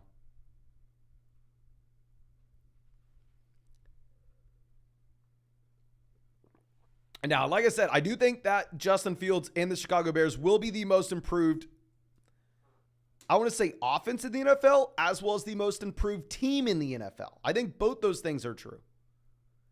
But with that being said, you can go from the worst team in the NFL to the most improved and still be a very bad team. You know what I mean? I think Justin Fields is elite in fantasy because of his rushing ability. And I want to be straight with that. Hell, we took Justin Fields here at the 4-5 turn, you know? But to say he's going to have 4,000 passing yards is just, in my mind, not realistic.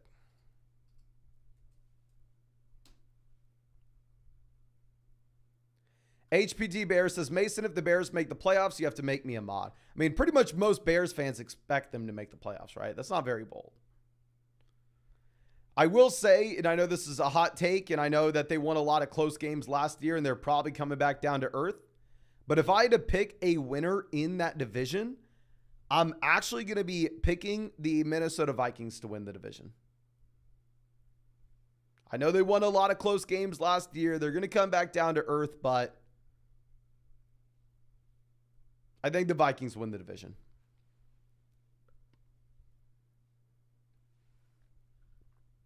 Okay.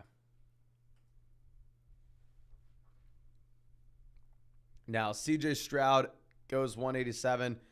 And I know everybody thinks it's the Lions. I know everybody thinks that the Vikings have no shot. I think the Vikings offense has actually improved this next season. And I think the Lions will be better, and I wouldn't be surprised if the Lions were a wild card team for the first time in a very long time. But the Lions can be better, and the Vikings can be worse, and the Vikings can still win the division. You know?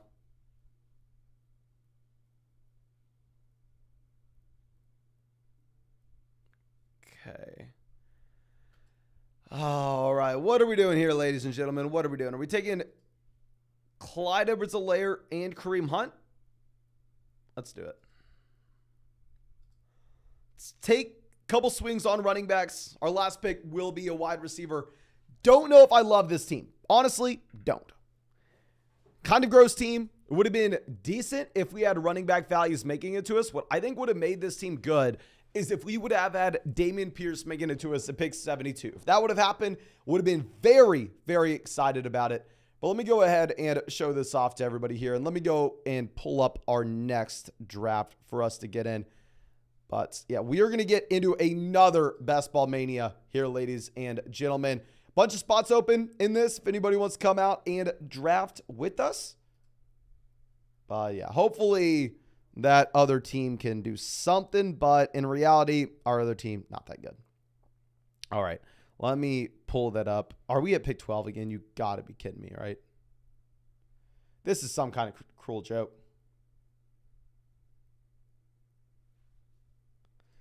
It's either 1 or 12, 1 or 12, 1 or 12, 1 or 12. We have nothing in between. Nothing between, ladies and gentlemen. Okay, we are going to just queue up wide receivers in that other draft.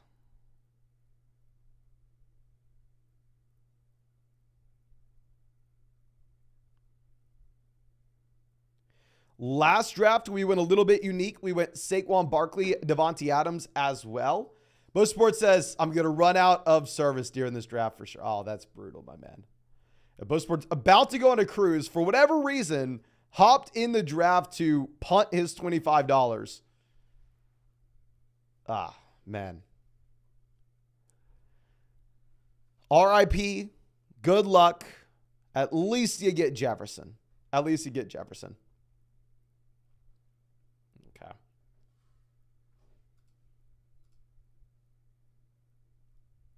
Swing this back around. Chase going off the board at 2. And let me know if you're in this draft with us, ladies and gentlemen.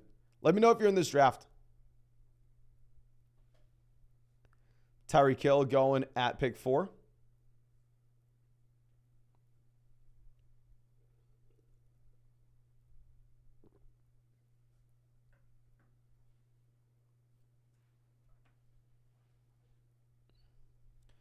Rick says right in front of you at pick 10. Chris in here at pick 9. Obviously, we have Bush Sports out here at pick 1 with us. Going to be an exciting draft. Going to be an exciting one. Now, you have Eckler going ahead of Christian McCaffrey. I do not know how often I've seen that. HBT Bears says, Mason, I meant you have to buy tickets to a Bears game and mod 5 Bears fans when they make a Super Bowl. If Justin Fields wins us $3 million in Best Ball Mania this year, I will buy a Justin Fields framed jersey and I will hang that up proudly, my friend. Can we agree to that? But Adam says he doesn't believe in McCaffrey, and that's why he's going ahead and taking Eckler there at 5. Hell, my man, I'll say taking Eckler at 5, if you think that he's in the same tier as McCaffrey, not a bad play, just given the fact that not many teams are going to have that start there at 5 with Austin Eckler, and you can have a pretty unique build compared to all the rest of the Eckler teams. Now let's move this back around. Okay. Lamb goes 10.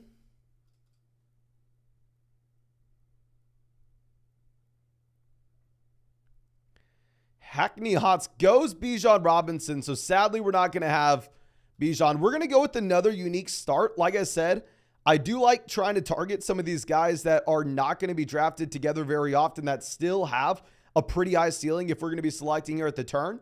I think you're getting that with both Devontae Adams as well as Jonathan Taylor. You can make an argument, well, Mason, you want Amon-Ra St. Brown over Adams.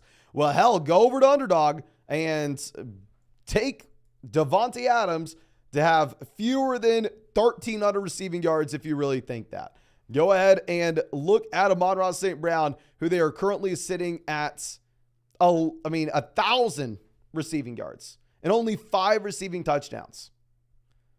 I mean, if we're looking at the Garrett Wilson line, they have Wilson for significantly fewer receiving yards than Devontae Adams. They have Wilson for fewer receptions, Wilson for fewer receiving touchdowns. I mean, also, if you're looking at these player props on Underdog, right now there's only one running back that has a projection for more rushing yards than Jonathan Taylor, and that one running back is Derrick Henry. And Jonathan Taylor obviously is younger and has a more expanded role as a pass catcher. Now, I'm not saying that you should take Devontae Adams ahead of all those other wide receivers and take him at pick 2.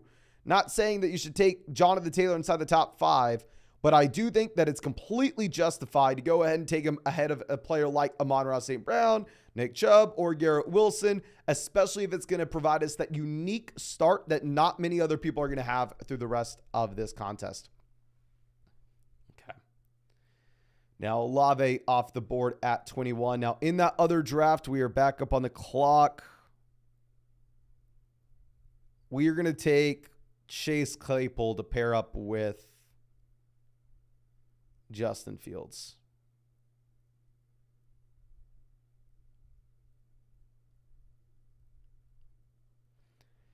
Yeah, the other team, not great. Not going to lie to you, ladies and gentlemen. But hopefully we can make this one work. Nathan says, here comes the Adams. But you know we got to make the Adams pick. And, of course, just in case you haven't heard me say it approximately 10,000 times by now, we are drafting on Underdog. These are best ball drafts, no time commitment at all during the year.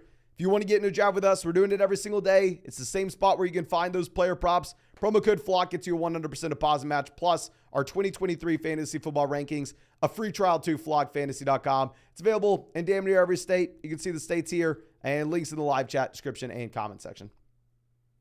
Okay. Now you have Hurts going 25. So Bush's has the same start that we did in the last draft. We went Jefferson, Higgins, Hurts to start. He does the same thing. Pick 48, 49. We went DJ Moore, Justin Fields to get really weird and really unique. Interested to see what he does. Okay. Golden says, how many drafts do you do a day? So last year on Underdog, I was actually doing more drafts outside of the live stream because I was going to the gym a lot and like just working out at the gym. And it was like really easy to do drafts as I was there. So last year I was doing probably close to about 6-ish drafts a day. This year I have been running more and like not going to the gym as much. So I can't really draft as I run, swim, or bike. So I've been doing fewer drafts this year. I think I'm doing about 3 or 4 drafts a day this year on Underdog. Okay. Jeep Guy says almost 160,000 subs, calling a quarter milli by the end of the season. I don't even think that's possible. I mean, how many do the footballers have? Let me see.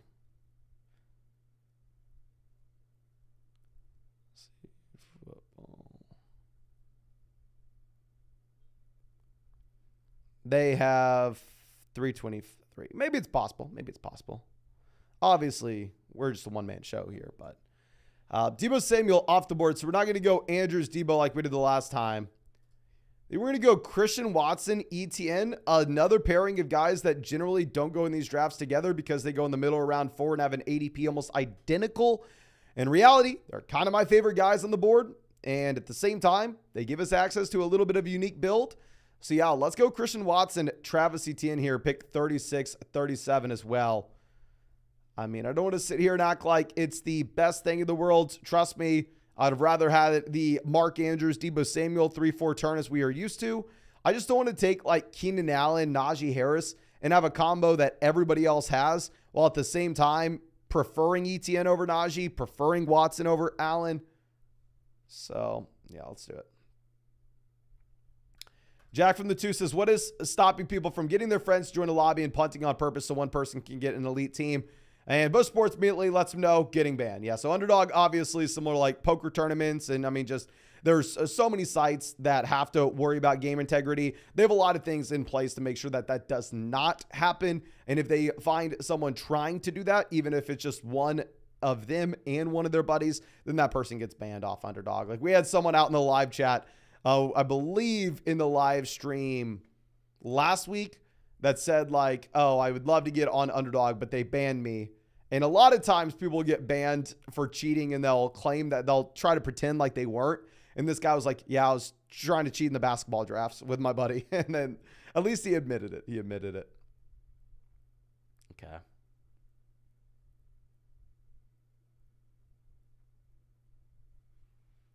Jasmine says in the stream he was bragging. I don't know if he was bragging about doing it. He was definitely not willing. I mean, not hiding it.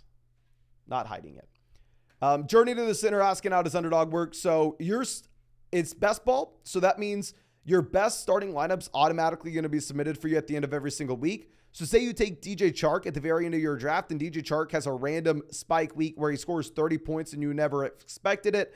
Then he slides into your starting lineup, and maybe if Hopkins had a down week, Hopkins goes to your bench. And also, there's going to be no waiver wire moves during the season. So you're going to be drafting 18 rounds deep. That's why, hell, in the last draft, I had to take Chase Claypool and Clyde Edwards-Helaire. You have to go super, super deep in these drafts. But that's why it's not going to replace your main fantasy football league. Instead, it's just going to be some extra fun on the side if you really like drafting. And at the same time, if you want to get practice for your main fantasy football league. Okay. Now we have Christian Kirk going 51. Justin Fields, 52. So, yeah, Bushes is smart enough to not take Justin Fields, DJ Moore there together at the 4-5 turn. So is the team at 3 that even took DJ Moore at 46, but decides to pass on Justin Fields, probably after watching us crash and burn in the last draft at pick 51. Jasmine says side piece league. Exactly. Now, let's move this over. Herbert going 54. Like that pick for the Justin Herbert team. Hopefully we have some decent options. We'll see. Last round kind of sucked, but you never know.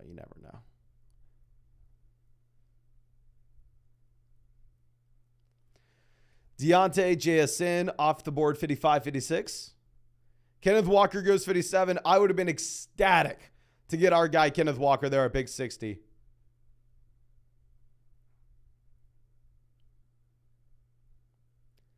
Aaron Jones, 58.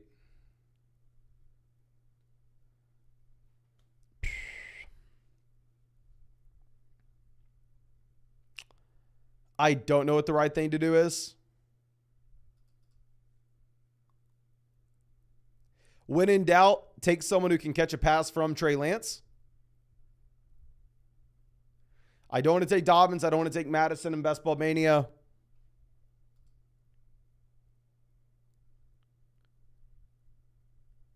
Do we go Sanders? Yeah, we'll go Kittle and Sanders. God, it's been tough drafting against y'all. I would way rather have the ability to start like Team 11. Like if you were just looking at us possibly getting one slot over, instead of 12, if we were at 11, could have gone Bijan Robinson, Saquon Barkley out the gate, then Deebo Samuel, Christian Watson, then Chris Godwin, like Tyler. I don't know. I would have way rather been at 11 and start Bijan Robinson, Saquon Barkley, than Devontae Adams, Jonathan Taylor. Okay. Bacon and Egg says, isn't Purdy healthy? Yes, it's great that Purdy is healthy for Trey Lance. That way, we don't have to worry about some random guy holding the clipboard. And instead, we can actually have someone qualified to hold that clipboard for Trey Lance there and give him some solid motivation.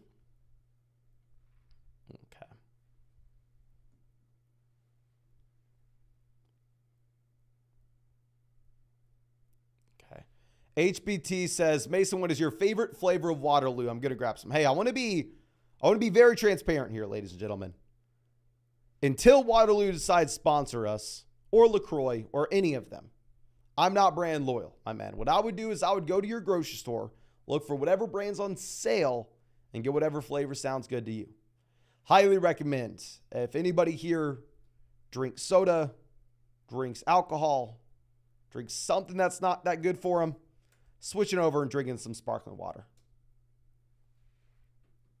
Okay.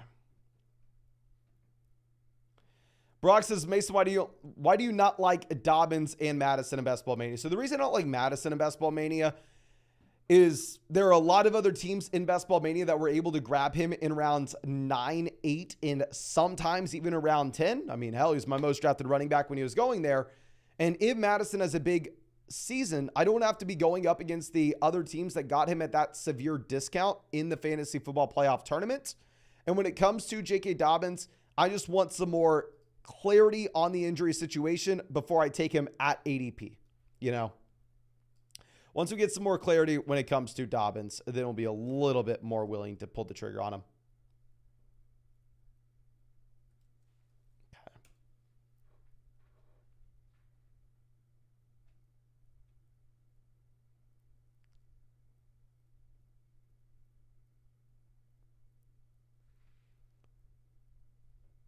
Dallas Goedert goes 70. Traylon Burks off 71. Bacon and eggs is strawberry Perrier. I believe it's Perrier all day. I haven't had that, my friend. We will try it. We will try it.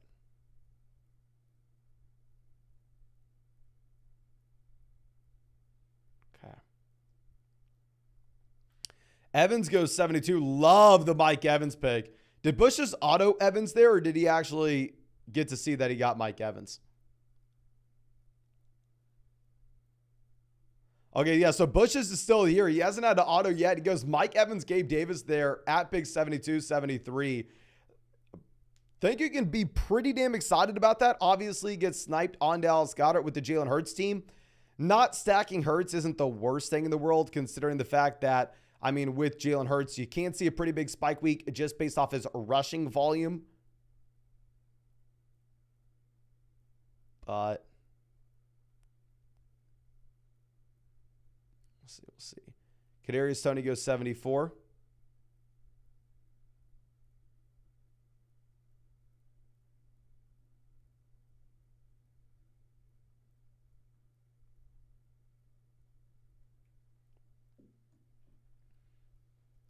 Bo Sports says, Goddard going makes me cry. I like your team regardless, my man. I mean, Jefferson, Higgins, Hopkins, Evans, Davis, wide receiver, Jalen Hurts, Joe Mixon, quarterback, running back. Looks like a great build.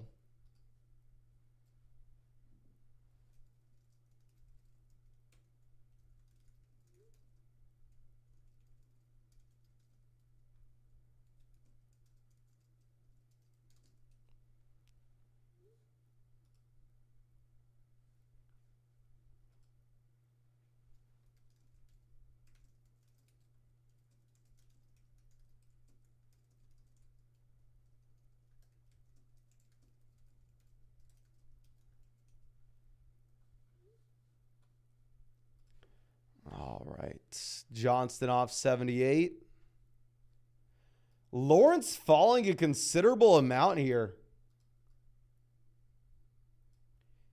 We have ETN. We could go Lawrence. We have ETN. Does this team... Where's the Ridley team? Yeah, the Ridley team's not even here.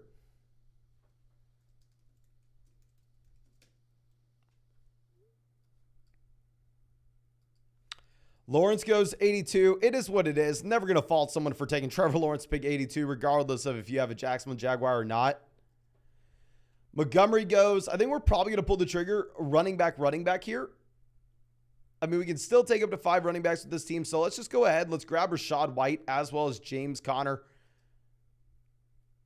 I mean, wide receiver, definitely a pretty big drop-off. Quarterback, we're not going to be taking Tua if we have no Waddle in this range. Evan Ingram, no reason for us to reach on him. So, yeah, wide receiver, we have Adams, Christian Watson holding down the fort. Running back currently sitting with Jonathan Taylor, Travis Etienne, Miles Sanders, Rashad White, as well as James Conner.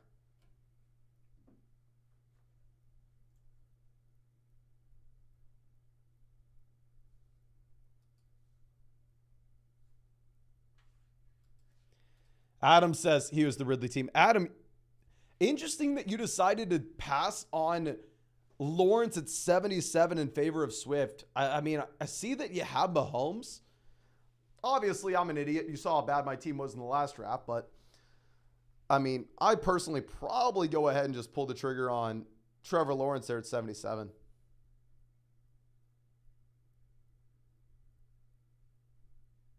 I don't know. Ben says, did you see K-Makers put on a ton of muscle, Mason? I did not, and I do want to address this because obviously now we have all these training camp clips, and trust me, I was on Twitter checking out all the training camp clips all day. It's very fun to see the players back in action. It's very fun to see what's happening. But in reality, do not think that a player showing up to camp with more muscle really matters.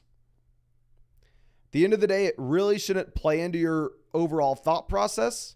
You should still rely on the numbers. You should still rely on the historical data and your projections going forward.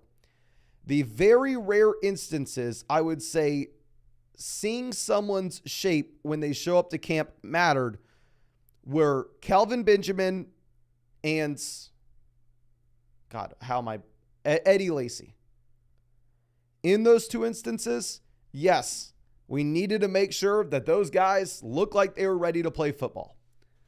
Outside of those very rare instances,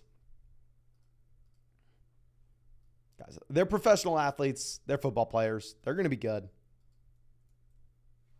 But yeah, don't be moving someone up or down based off how they look shirtless in a picture, you know? Now, Zach Charbonnet off the board at 97. Hay says, Lacy took the bolt too far. Yeah, Lacy looked like me freshman year in college when I was trying way too hard to make the powerlifting team. I'll tell you that. Eating 7-8 plates at the dining hall. Jasmine says, shirtless Insta selfies. Yes, don't be falling for the shirtless Insta selfies. Okay. I did mean to show y'all. It looked like Bijan Robinson is freaking jacked. I mean, he is almost as big as I am. Can y'all believe that? Like, maybe we need to move up Bijan Robinson because he looks like he's in such good shape. I mean, he's almost as muscular as yours truly. I mean, dear God. Dear God. Okay. Now, Rashad Penny off the board, pick 100. We can no longer take running backs, ladies and gentlemen. We are quarterback, wide receiver, tight end through the rest of this draft. And if we were to take a tight end soon, we are only going to be able to draft a total of 2 tight ends. Okay, Sky Moore goes 102. Honestly, kind of surprised to see Sky Moore go this fall. I figured he would be rising up a little bit more than this.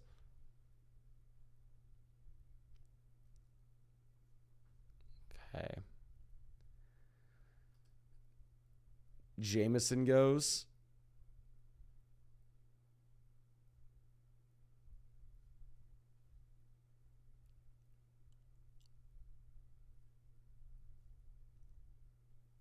Dak Prescott off 104. We're not looking at Dak, right? We don't have Lamb. We don't have Cooks.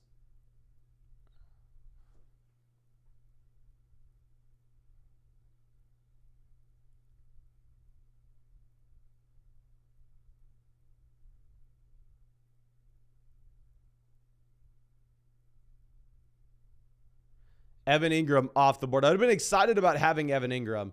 Kirk Cousins goes. So honestly, I feel like we're extremely lucky to get the combo of Tyler Boyd, who is the last wide receiver in this tier, as well as Pat Freiermuth here. I mean, y'all know I'm just going to continue to draft Pat Freiermuth every freaking chance I get.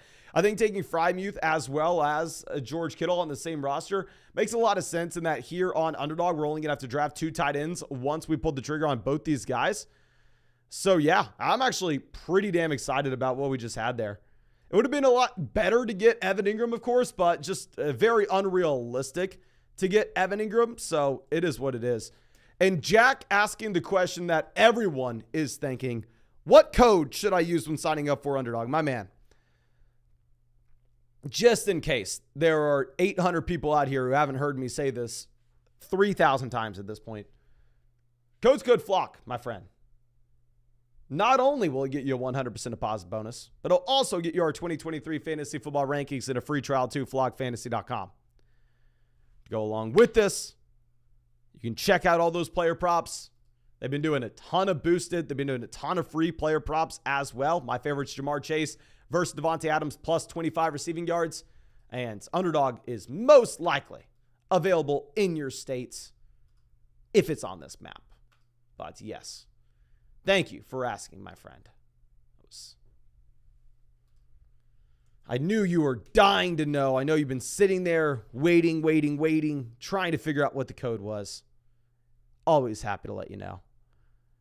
Now, after we do this, what we want to see is we need to see some quarterbacks making it to us, ladies and gentlemen.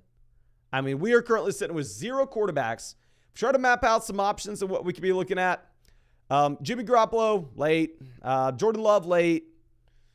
Trey Lance, late. Bryce Young, late. Baker Mayfield, late. Kyler Murray, late. Tyler Boyd, no. Kenny Pickett, late. Very weird team. Very weird team. Jesus says, think the fast puppy will be back in it again. I'm almost certain Underdog's probably going to have pretty much every tournament they've done another time. I mean, it's only July. I'd imagine Underdog has a bunch of $3 and $5 tournaments going forward. Of course, I mean, I'm speaking out of my ass here. I could be wrong, but last year we had like 5-ish puppies, and Underdog is way bigger this year than last year. And Underdog has more money being drafted on every day than literally anywhere else on the planet. Now, Khalil Herbert going 121. Great for us to see this green. We want to see these running backs going off the board.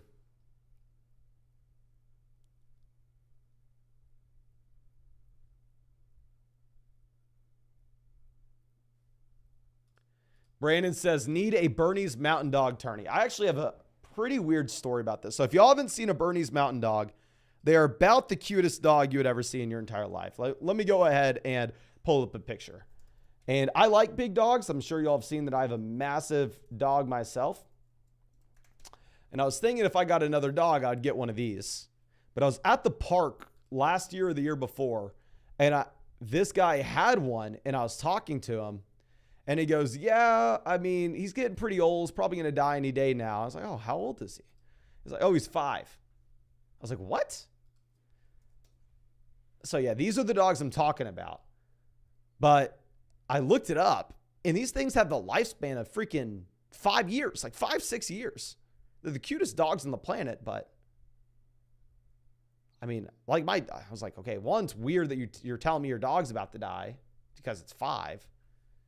2, it's weird that that's even true. I don't know. Okay. But damn, that dog is very, very cute. Very cute. Ooh. Let me know. Would y'all like me to show y'all the dog that I was trying to convince my girlfriend to let us get? Let me know in the live chat if you want to see that dog. If not, we don't have to go down this dog rabbit hole. But we are just quarterback, wide receiver through the rest of this draft, ladies and gentlemen. No more tight ends and no more running backs as well. Okay.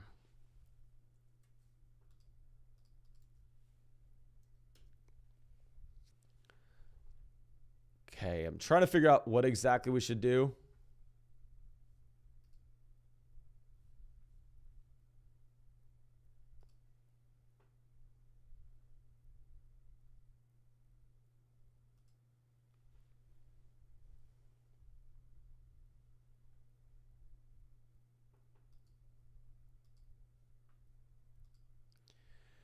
Do we want to go Rodgers? We don't have any Packers. We could possibly set ourselves up with McCole Hardman extremely late.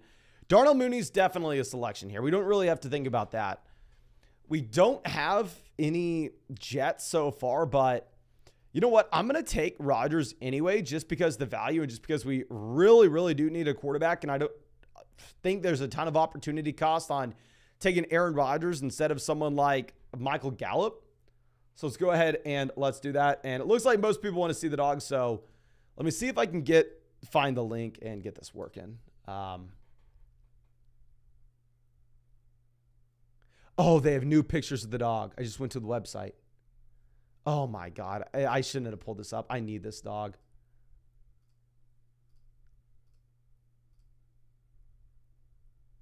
Oh my gosh, God. I should not have pulled this up.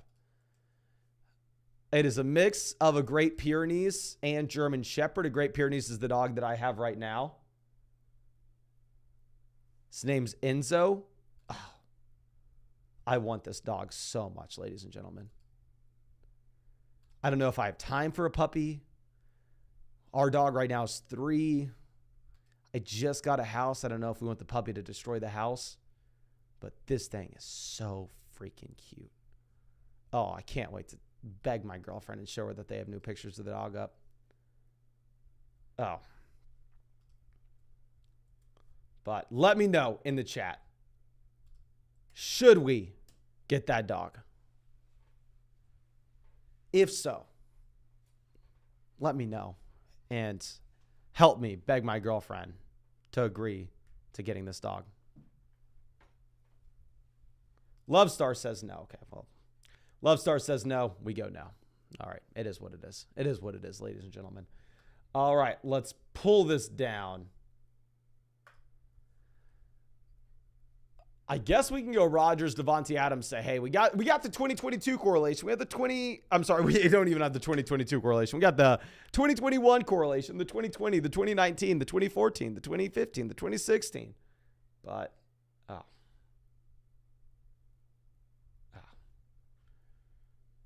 all right, let's move this over. Now, some tight ends going off the board. Love to see it. Hopefully we get some more drafted very soon.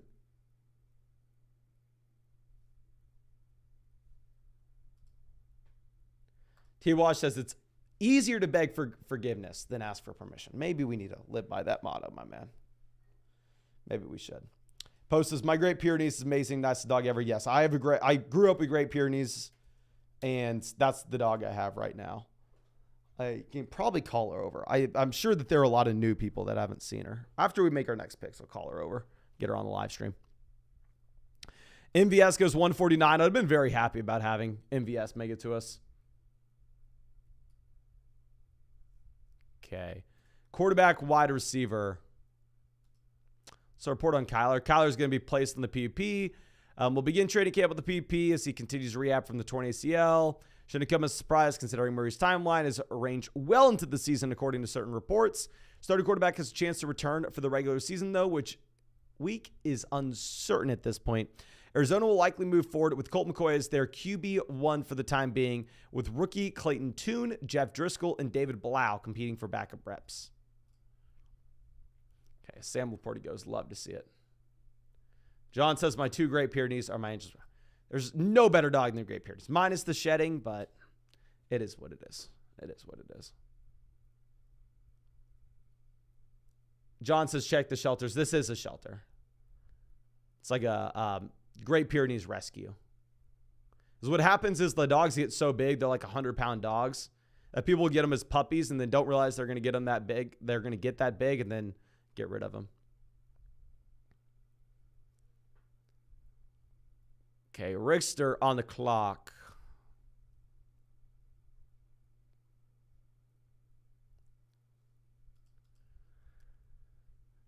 They go Devin Singletary. Great for us. Obviously, we're not going running back here.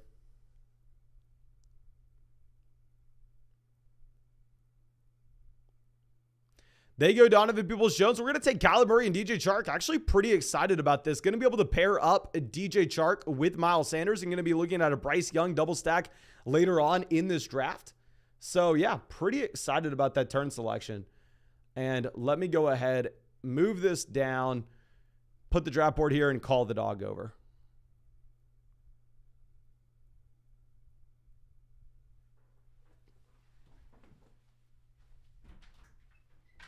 Miley, come here, girlie. Come here, baby.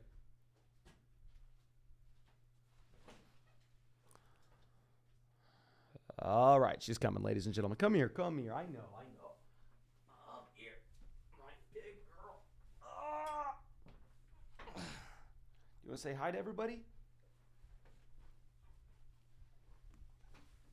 I told them about Enzo, how we need Enzo, right? You need a brother. You need a little buddy. Right? You tired? Okay, you can go down. You can get down. All right. That's what I'm saying. Yeah, we need a little buddy for, ladies and gentlemen. That's what we need. I know, my little girl. Okay. Now, after we take Chark, you have Jerome Ford, Irv Smith Jr., Roschon, Raheem Mostert all off the board. Guys that we weren't considering in the first place. So I think we go Bryce Young later on for the third QB, or hell, maybe we mix in a little Trey Lance. Who knows? And just a couple random wide receivers. Definitely want to add in McCole Hardman if we can. It's like Hardman actually practicing. Is he doing okay? But the girlfriend just got here, ladies and gentlemen. It is 8 p.m., so we got to eat dinner. So here's what I'm going to do. I'm going to start the live stream a little bit earlier in the day from now on. That way we can live stream for longer. I think I'm going to start the live stream at 5:30 Central, 6:30 Eastern. That way we can go for an extra 30 minutes every day, because I still want to be getting off around 8 p.m. Central. That way I don't have to go straight to bed, you know. But thank you again for hanging out with us. Really, really do appreciate y'all. Of course, you know I'll be live streaming tomorrow, the day after, the day after, the day after. I'll be live streaming every single day until 2024. And if you want to get into a draft with us on one of these live streams, if you want to go check out any of these player props, you know what I'm going to say. This is Underdog Fantasy. This is where we'll be every day. Sign up with promo code FLOCK with the link in the live chat, link in the description, link in the comment section. They'll match first deposit dollar for dollar up to $100. They'll get our 2023 fantasy football rankings. Get a free trial to flockfantasy.com. Available in all these states. But thank you again, ladies and gentlemen. Really, really appreciate y'all, and really hope I get to see you in the live stream tomorrow night.